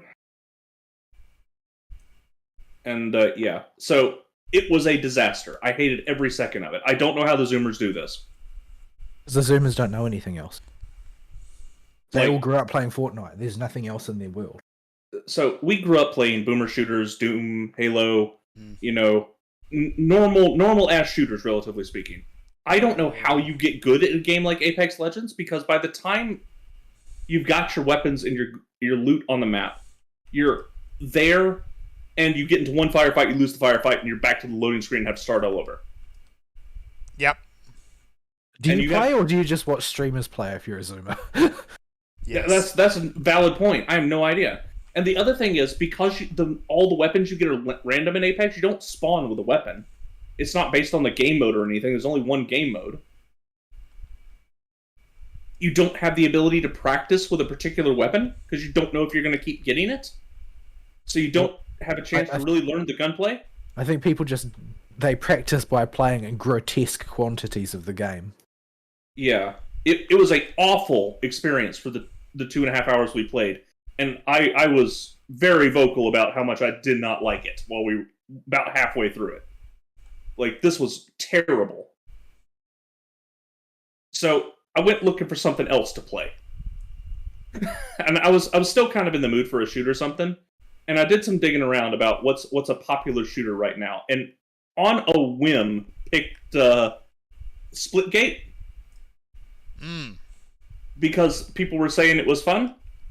And it was like if you took Halo and Portal and a couple other games and mashed them all together. And that's basically what you get. Yeah, my feeling was like Unreal Tournament with portals. It's definitely got a heavy Halo bent as far as it does. Go. I only like it in as much as it's like UT. I don't like Halo multiplayer, so to me it felt very bland, much in the way Halo felt to me. Like Halo multiplayer is 100% about how well do you know the map, and that's basically it. Which is the only reason that we were managing to win as much as we did was because nobody appears to know these maps. But I had a really good time today playing Splitgate. I had fun. We won a lot. I was solidly neutral on it. Like, I don't have any strong feelings about it one way or the other. If I never play it again, I won't be sad. Yeah. I really, really enjoyed my time with it. For a surprise game that I expected nothing of, I was quite happy. Because I went in just picking it on a whim at random as something to do. And normally that ends in disaster, but I had a good time. It was a good little fun thing. With the main thing in Splitgate is it's a very simple shooter setup with your battle rifle, your assault rifle, your sniper rifle, called as much in game. They don't have some fancy RP name, which I was very thankful for. And so on. And every player has 100 health that recharges over time. And all the weapons do a fixed amount of damage. And it's absolutely caked in the sort of modern games as a live service isms that infects every corner of the industry right now. Like, you're going to get all of the battle passes and links to streamers playing the game and the daily challenges. All that stuff's just going to get thrown immediately in your face. It's the only thing it cares about, apparently. Yeah. So yeah. Anyway. Like, there's less like advertising spam on my gacha games than the game has. It didn't feel as bad to me because I had just closed Apex Legends out of discuss, and it was even worse. Oh well, I mean, yeah, that's probably why it's dominant though, because it's really bad. And so that stuff is there. One thing I did notice is there's no premium currency. Yeah, I did notice that. Yeah, because they want real currency for anything you want to get from the store. Well, no, you earn the currency through the battle pass. You can buy it if you. But you can probably buy a better battle pass. It's probably a premium. No, you can't actually. There is no premium battle pass. We went and looked. There will be. It's in beta, so there will be. Yeah, when it finally launches, when it has no more players, because at this point it's well into its life cycle of being in beta. It's one of them games. Yeah, the eternal betas. I did see with the battle pass, it did let you pay to skip levels. Yeah, you can spend the currency you get, or you can buy the currency to skip battle pass levels. I'm not sure why you really would. I seem to be moving up that battle pass at a pretty steady rate for somebody that only played it for a day. Patience is dead. Well, that's the way it always works. There has never been a situation where that wasn't the way the battle pass works, except for PSO2. What I mean is, it seemed to be moving at a consistent rate the whole time. Although I didn't. These things normally have tiers. Like, if you look at something really modern and evil, like Diablo Immortal, they have a specific break point where things stop going fast and start going glacially slow. So yeah, there is all that there, but what else? I was getting onto the gameplay. There's really not a whole lot to it. It's just basic. One unit, absolutely generic multiplayer FPS. Yeah, its big gimmick is it has portals. It has portals you can put up, like portals in Portal, and they act like portals in Portal. I had exactly one portal moment, like real portal moment when we were playing, which was one where an enemy had placed two portals next to each other such that if you fell into one, it would flick you up into the air, and you'd land in the other one, which would flick you back up into the air, and you'd fall into the first one. So you get caught in a loop until you jetpack out of it. And the two of us had fallen in there were like that, and we're basically exchanging fire every time we came out of the portals. And eventually I won that little exchange because it was just both of us tumbling through the air trying to get off a few shots before we went to the portals and swapped places again. So it did have a few moments. The portals did enable a few little moments, but I'm not So- really... I don't have the mental capacity to think with portals, I'm afraid. Yeah, honestly, aside from the portals, it really doesn't do anything new or special. And that in itself I found more refreshing than anything else. There's no, aside from the portals, of course, there's no, like, excessive gimmick or really terrible game mode they force you to play. Well, I would have been fine with that if the gunplay had been a bit more satisfying, but it felt weak and gutless like most Halo ones do. Yeah, I It's just think that there's it was room for hollow and improvement. empty. The guns didn't make nice noises. They didn't have any real weight to them. Nothing felt like it did much damage. It was a bit disappointing in that regard. Oh yeah, definitely room for improvement on those sides. But yeah, after years of being forced into like really brown modern shooters or battle royales, Oh, I'm coming to kill you, Fern. I forgot to look away. why you do this, Ari? He's a bully. Look at him. Look at him bullying you. Get that Living Dead button ready. Yeah, I'm just gonna. Yep. Oh no. I live indebted. Thank you. Too far away, and I'm too heavy, so I can't go through the walls to do more damage. Still got a vulnerability stack with that. That's annoying. When you ran away like that, Fern, you drug me through the exploding ball, so I got hit by the Oh, tail whoops. lap and the exploding ball. Oh no, look away.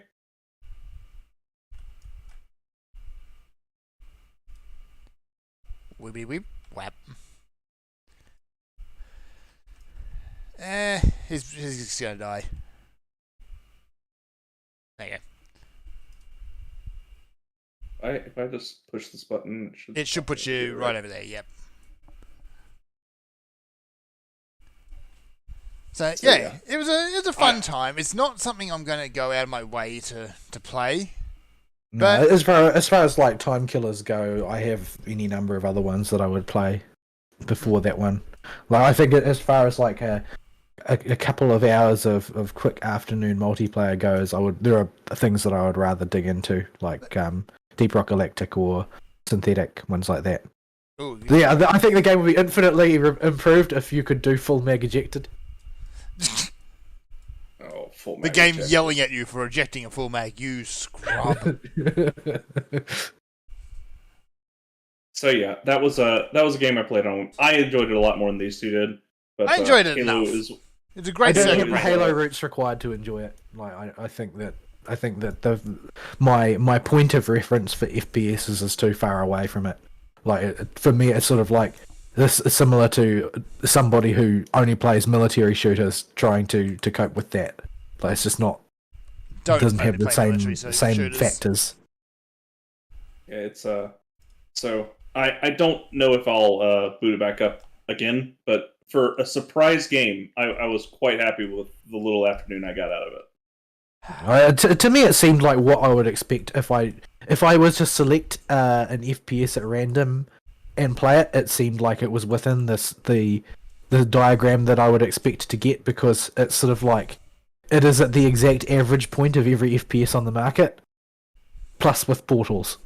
Yes. It is what I would like the average to be, but I get the feeling that the FPS, I don't include things like Fortnite because they're a different phenomenon. yeah. So Like they're that's- built for streaming, as far as I can tell.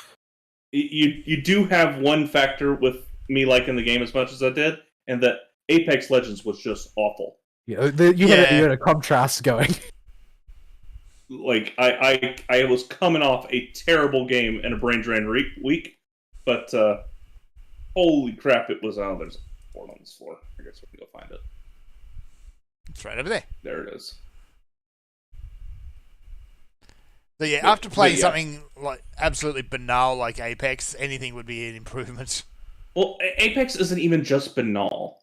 it is a game that I don't feel I can interact with meaningfully at all. Period. End. Yeah, it always seemed to me like they're designed to frustrate you, but some people don't find it frustrating for reasons I can't explain. Yeah, Like, because whenever I played a battle royale shooter like Fortnite or something along those lines, I only end up frustrated. It seems to me like it is sort of like it's at the opposite pole of gameplay to something like, say, Crystalline Conflict. Yeah, Like it's like precisely the opposite.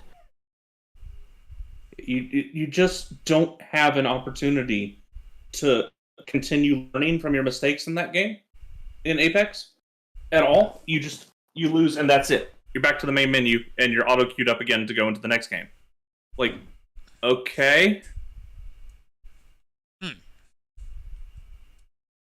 So yeah, don't know how people like that. Drove me insane. Stay away from that game at all costs is my my advice to anybody that might be thinking about playing it. yeah.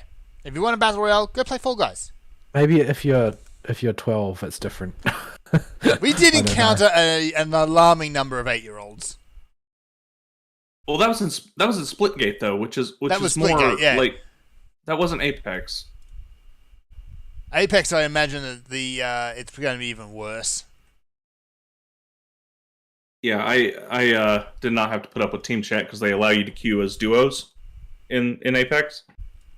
So we had no teammate.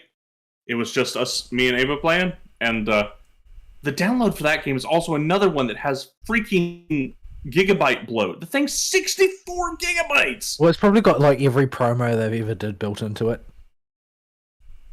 Yeah, and Yeah. the maps are big, but they're not worth that. It's a mess. I hated that 2.5 hours. I've spent an hour talking about how much I hate that 2.5 hours. Give you an idea just how frustrating it was. Because I am the type of person that likes to beat my head with the same strategy over and over again until I'm sure it's the strategy that's not working. Because a lot of times it's execution, and I want to check that first when I play games, and you just cannot do that with Apex or any Battle Royale game. It's just not an option. Yeah, well, it's not really designed to reward perfect play. It's designed to reward being lucky, so that you can get better stream moments. Mm-hmm. And it's got lots of dead time, so streamers can talk about what they did during the week, like we do. I mean, it's just, it was terrible. So yeah, for the video games, that's about it. I don't have any. I don't have any extra media to talk about. It's really just been a little bit of Friday and Saturday afternoon, and watching Hololive to a little bit before bed, and that's it. All right. My week has been dead. In that case, since we're running very short on time, how about we just do the email, and that'll be it. That's all bit because there's no news to talk about. Yeah, it's been one of those weeks. The only thing that happened in the news was that lots of people got hysterical about Elon.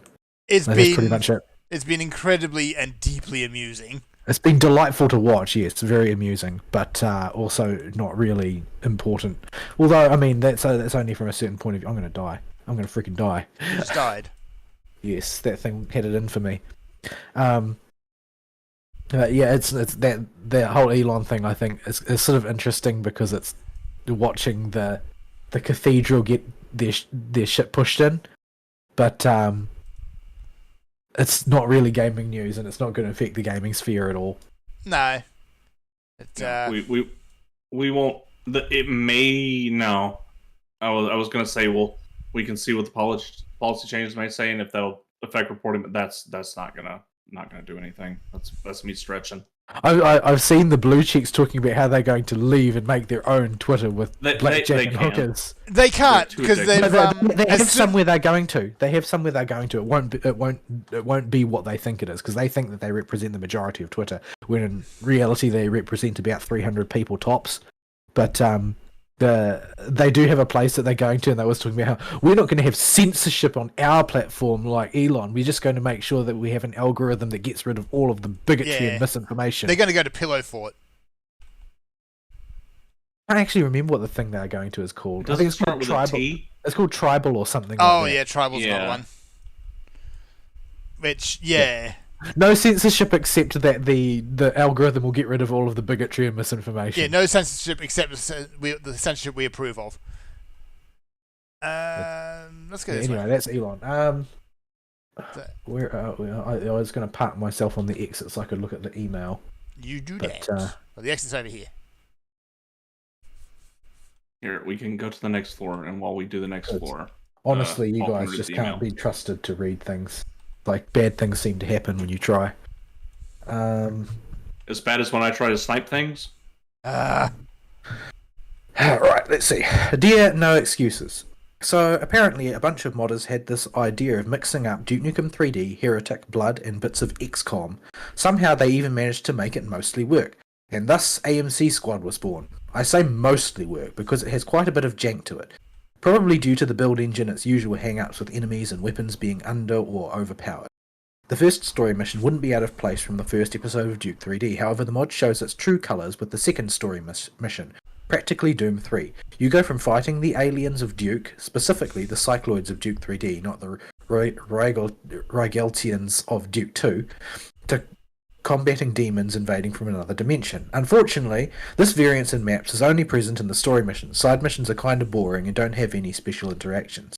They are mostly there to get some extra funding to upgrade your characters and base. Characters, because you have 10 of them, each with their own arsenal, ranging from standard guns for the soldier and spec ops guy to high-tech laser and plasma weaponry for the cyborgs, literally magic for the warlock, and somehow a medieval knight with a distinct lack of ranged weaponry. Oh, and a dynamite-tossing cowboy who ends up fighting cultists. Seems familiar. Between missions, you can expand your base, do research, upgrade your weapons, assign equipment to characters, buy factories and mines to create resources, and call in supply drops if a mission is in range of an airbase. Also, there are a lot of cutscenes with questionable voice acting because Yank's trying to do Aussie or Dutch accents. It never works. Stop it. Stop trying. However, I have noticed a very present lack of talking about Doom in my recent emails, so this segment is there to rectify this problem. Intergalactic Xenology. This 3-episode map pack uses the resources of ancient aliens. Yes, that map pack is literally about the History Channel meme. Turns out all the alien killing was you just tripping on peyote. Or was it? Well, IX on the other hand uses subtle storytelling via level design and a whole lot of visual spectacle to do among such things as Shrink You Down, Honey I've Shrunk the Kids / Grounded style to do battle in dioramas or inside a computer. The next level you get embiggened so that you can scale cliffs but can't fit into smaller tunnels. Next level gets flipped upside down halfway. This is paired with rather good combat choreography and some neat sequence. One of the best WODs this year. Since the most fun I have been having with PC gaming for like 3 years now is mods, I have just come across Reverie, an Omori fan game. There is a distinct lack of the sad as the storyline picks up after the good ending, the one where no one gives in to suicidal guilt. Protag-kun has moved with his family, and this is reflected in his mental world too, where he is accompanied by not his friends. Hold on. I think we lost Fern. Yeah. No, the game just punted me. Okay. So carry on. Where was I? There is a distinct lack of the sad as the storyline picks up after the good ending, the one where no one gives in to suicidal guilt. Protag-kun has moved with his family, and this is reflected in his mental world too, where he is accompanied by not his friends, who he has left behind, but 3 characters who were bosses in the previous game, trying to figure out how and why Headspace changed. Unfortunately, it's only the first 2 chapters released, so we don't really see any reasonable advancement of the story. However, the original soundtrack is pretty neat. Seraphis. Thank you, Seraphis. Alright. So, 2 mod packs of absolute madness by the sound of it. I'm not entirely sure how the mashup of Dynamite Cowboy, a Warlock, and various cyborgs comes together, but colour me intrigued, I guess? So we can't move on to the next floor until Fern gets back. There we go. Yeah, if it's letting me. Okay, it's let me straight in. That's good. Yeah, it's pretty amazing what people have managed to do with the old Doom engine and build engine.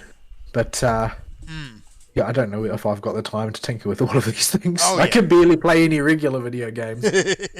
It's there's Doom and Doom stuff is like on the list, the ever growing list. Like just stuff I'll get around to eventually, maybe if time permits. Oh yeah, you could spend up hours upon hours upon hours doing nothing but Doom mods. Anytime I actually have delved into it, because I have once or twice in the past, I just get lost in a black hole and the entire day disappears. Yeah. Oftentimes I won't find anything worth playing. Sometimes I do, but yeah, it has definitely been a time vampire. I haven't really done it since what just happened. I just tabbed back into the game and Aristeel is dead. Why are you I dead? got one shot by Oh, you stood in the laser? Yeah, I was trying to read it. Aha. Read Serathis' email and DPS the thing at the same time. All right, we need to find a res Oh, shrine. hang on. Yeah, you gotta find Serenity the red first. Now I can Phoenix down you. I'll just do that. Oh, you still got one? Oh, good. There you go. Yeah, I was trying to read along as Vol was talking about it, and I caught a laser beam to the face. Yeah, don't do that. Lasers. Yeah, back when I was in university, I used to spend time tinkering with build engine and with Doom mods and stuff, but I haven't had so much time in recent years. But it did end up being a huge time vampire. Like I did attempt to build levels of my own, but in the build engine because the version of Duke Nukem I had came with the level editor, but I was never any good at it. I couldn't come up with anything compelling.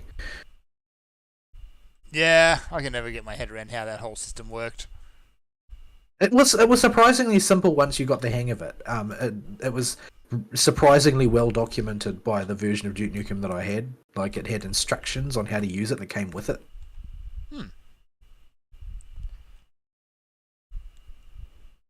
So, all right. I've not played Omori at all. Omori. I just know it's a depression game, like so many games, because apparently you need to make a game if you've got depression to tell everybody how depressed you are. Yeah, it seems to be the way. I looked at it and kind of, yeah, all right, it's kind of surreal, and it's about the sad, isn't it? Yeah, it's always about the sad. So yeah, Starbound. The sad isn't novel anymore.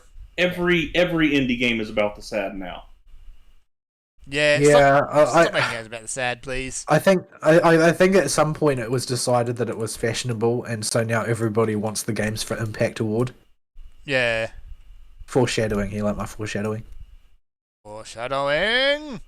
That's quite a few months away or a few weeks away. Foreshadowing. It's a month. Well, just over.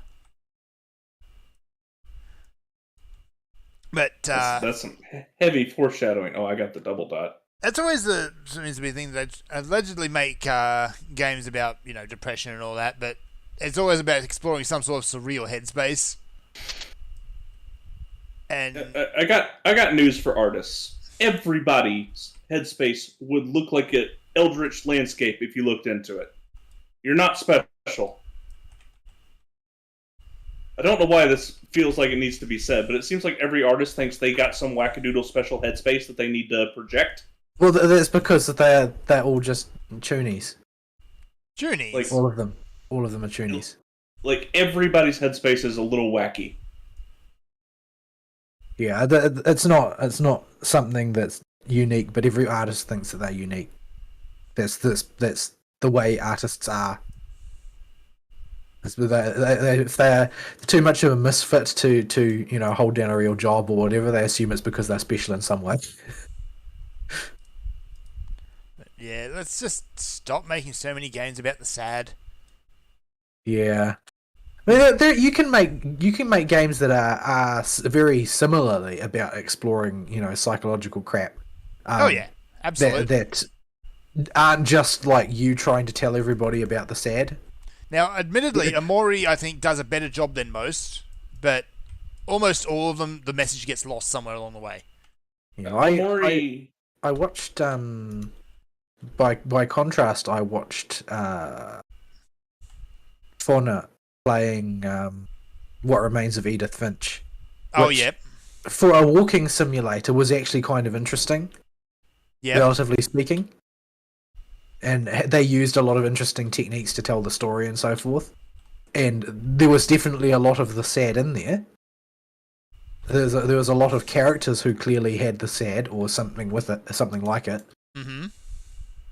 But they made it an interesting story about actual characters as opposed to just like the sad is real bad, you know. Yeah. Admittedly, though, my favourite walking simulator will always be the Stanley Parable. It's not a game about sad. I like the Stanley Parable. It's a game about pure contrarianism. Yeah, I think that I like it as long as that's the case. Like I feel like when they did add extra content to it, right? Oh yeah, they did a re-release. Big re-release. But I feel like most of that content, I didn't play that one myself. I think I watched a HoloLive playthrough of the extra content, but I didn't. I feel like it outstayed its welcome. Like it dragged on a little bit too much and tried to ladle on the feels a bit too much. Like I'm sorry, but this game was good because it made me laugh, not because it tried to make me feel when it is clearly a frivolous exercise. Yeah, I think it was at its best when it was trying to make you laugh. Do not multi-pull this room, Fern. You will die. Oh yeah, I know. Like I mean, what it's things like the cleaning supplies closet and that type of thing. Like that's what makes that's what made it entertaining. It was not entertaining because the fragility of life, etc., etc. What is truth? No, I don't care about any of that philosophical exploration crap. The reason why I was playing it was because it was funny. Yeah, when it stopped being funny, I lost interest. Yeah, when it tried to get philosophical in the original version, it ended up taking a right turn and going into Stupid Town usually. I mean, if a game is trying to do the philosophical thing from the outset, like then at least it's writing on the box what you're getting. So with something like with something like What Remains of Edith Finch, I can tell that it's going to be mopey from the outset. Oh yeah, like it's very very obvious that that's where we're going with this. It's whatever is going to happen to these people is going to suck for them. But the Stanley Parable sort of billed itself as being a funny little toy, more or less, and then here's a narrator, annoy him. Yeah, I got tired of it. They tried to make you feel for the narrator as though he were a character, but no, thank you. He's just a disembodied voice who's supposed to get absolutely fed up with your antics. I remember the promos for the original release of that game when they came out, and it was like they would make custom promos for all the influencers, and they would send them copies of the game that said their name and stuff. Yes. So that was a nice little touch, actually, at the time. I don't really like the whole influencer thing. Yeah, I know. There's a one-off thing it's cool. Horribly inorganic, and they wield too much power, like as far as being able to redirect money. Like, and it is naked power. Children do not have free will. Like this is simply the reality, and in fact, the law reflects this, right? In many ways, it's why we have ages of consent and that sort of thing. Is because children do not have free will. However, the money that children command via their pocket money or their parents, which are essentially the same thing, that is wielded directly by influencers. Like the whole influencer culture, I think, has a poisonous effect, and I don't really like it because because children don't have free will, there is therefore no connection between the quality of the product and what children will direct that money toward. And the influencer is simply going to do what is in the influencer's interest, whatever they perceive that to be. So it basically bores a big hole in the free market as a method of determining what products are quality and what are not. Always pull the right cheese first, Fern. Oh yeah, the right cheese. I forgot about the right cheese. They will accidentally wipe you. There's so much stuff in this tile set that does just immediately wipe you.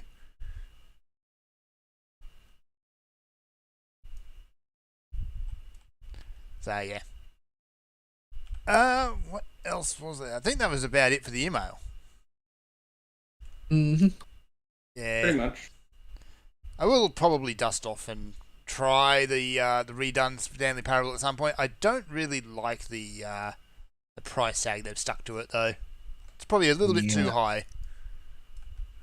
Yeah, well, everything is expensive these days. Although, minor news nugget: Steam is reevaluating their international pricing policies. Yeah, I'm sorry, you guys, but you're probably not going to get any Christmas presents this year, just because I probably won't be able to purchase anything anymore.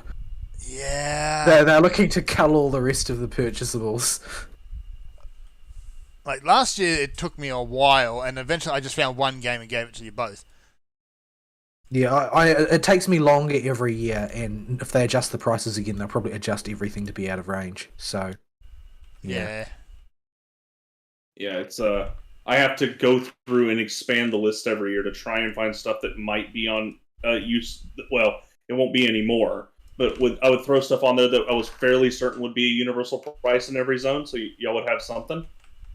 Can't help but wonder if they actually did the math or not. Probably not.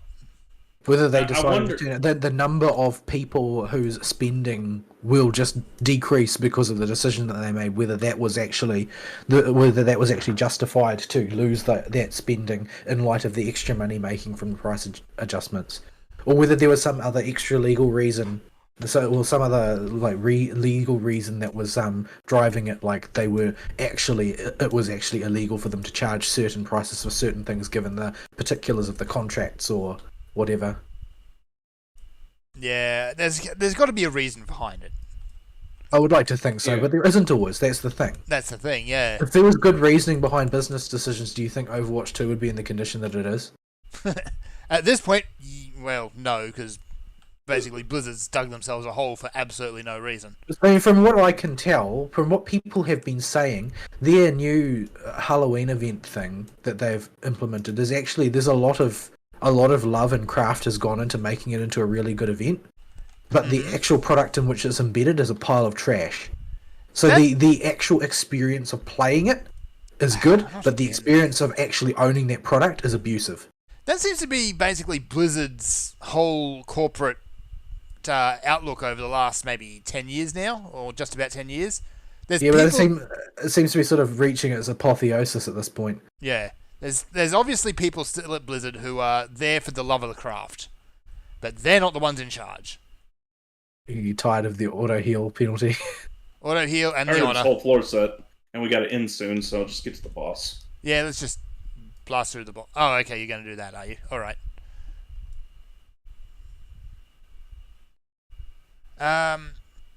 So yeah, it's just you see it with not just Overwatch 2, but basically everything Blizzard makes. There's love in there. It's not even. But it's not even just Blizzard that has. It's has not problems just Blizzard right now. No. Like 343 is the other big example of a company that just can't get it right. Mm-hmm.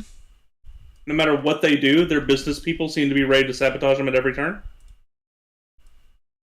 See the indefinitely delayed Game Pass and reallocations of resources and shuffling of people in the company.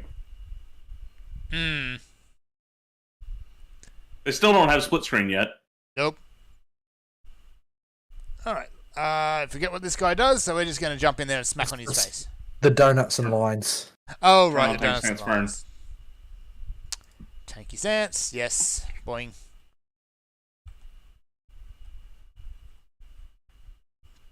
Donuts and lines. Donuts and lines. Alright. So that's going to be pretty much it for our show this week. Yeah, it's been a week. It's the best descriptor for this mess I could describe. Yeah. I wasn't kidding. I like this whole week. I don't even know what has happened for most of it. I've just been so brain zonked. Oh goodness, Fern, you don't know how. What? Yeah, I think I just got smashed by his knockback and I didn't even notice it. I wasn't paying attention. Ari, put your potions back on your bar. Helps if you pay attention, which I wasn't doing. I'm trying to keep the Fern alive.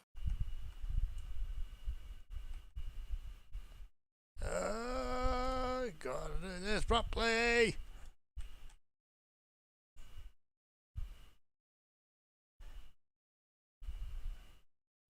Yeah, this is not the best ending to a show, I admit.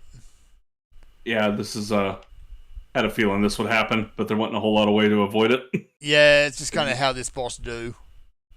This boss, well, it's not like anything about this boss is particularly difficult. It does require your full attention.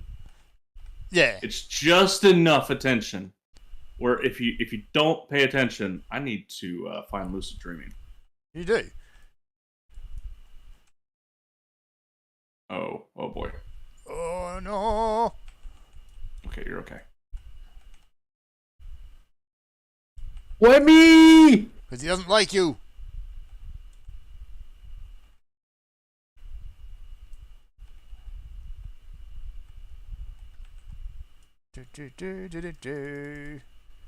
I really am glad that Final Fantasy has game modes like this where you can just sort of like doof around for a bit. There's a few bosses, you get rewarded with a bit of XP and a few little other tchotchkes. Yeah. It doesn't require you to do anything particularly special, but it helps you pass the time while you shoot the breeze with some people. Yeah, even just well, actually, just there's so much of this type of content in this game now. It's like whatever you want to do, you can find somewhere in this game to do it. What? Oh goodness, I'm might be dead. I made a boo boo. Just how big a boo boo? Oh, Well, you're boo-boo. alive. You're alive. Cleanse! Oh, I was accidentally healing Fern. Well, Oh, Fern, Well- do you have super potions? that's all right. I should be all right. He's just undead. Okay. I'm never done this far as a red mage in here. By the way, this is my first time red maging it. I mechanist it before, but I've never red maged it. Yeah. So I was like, I can get this cast off.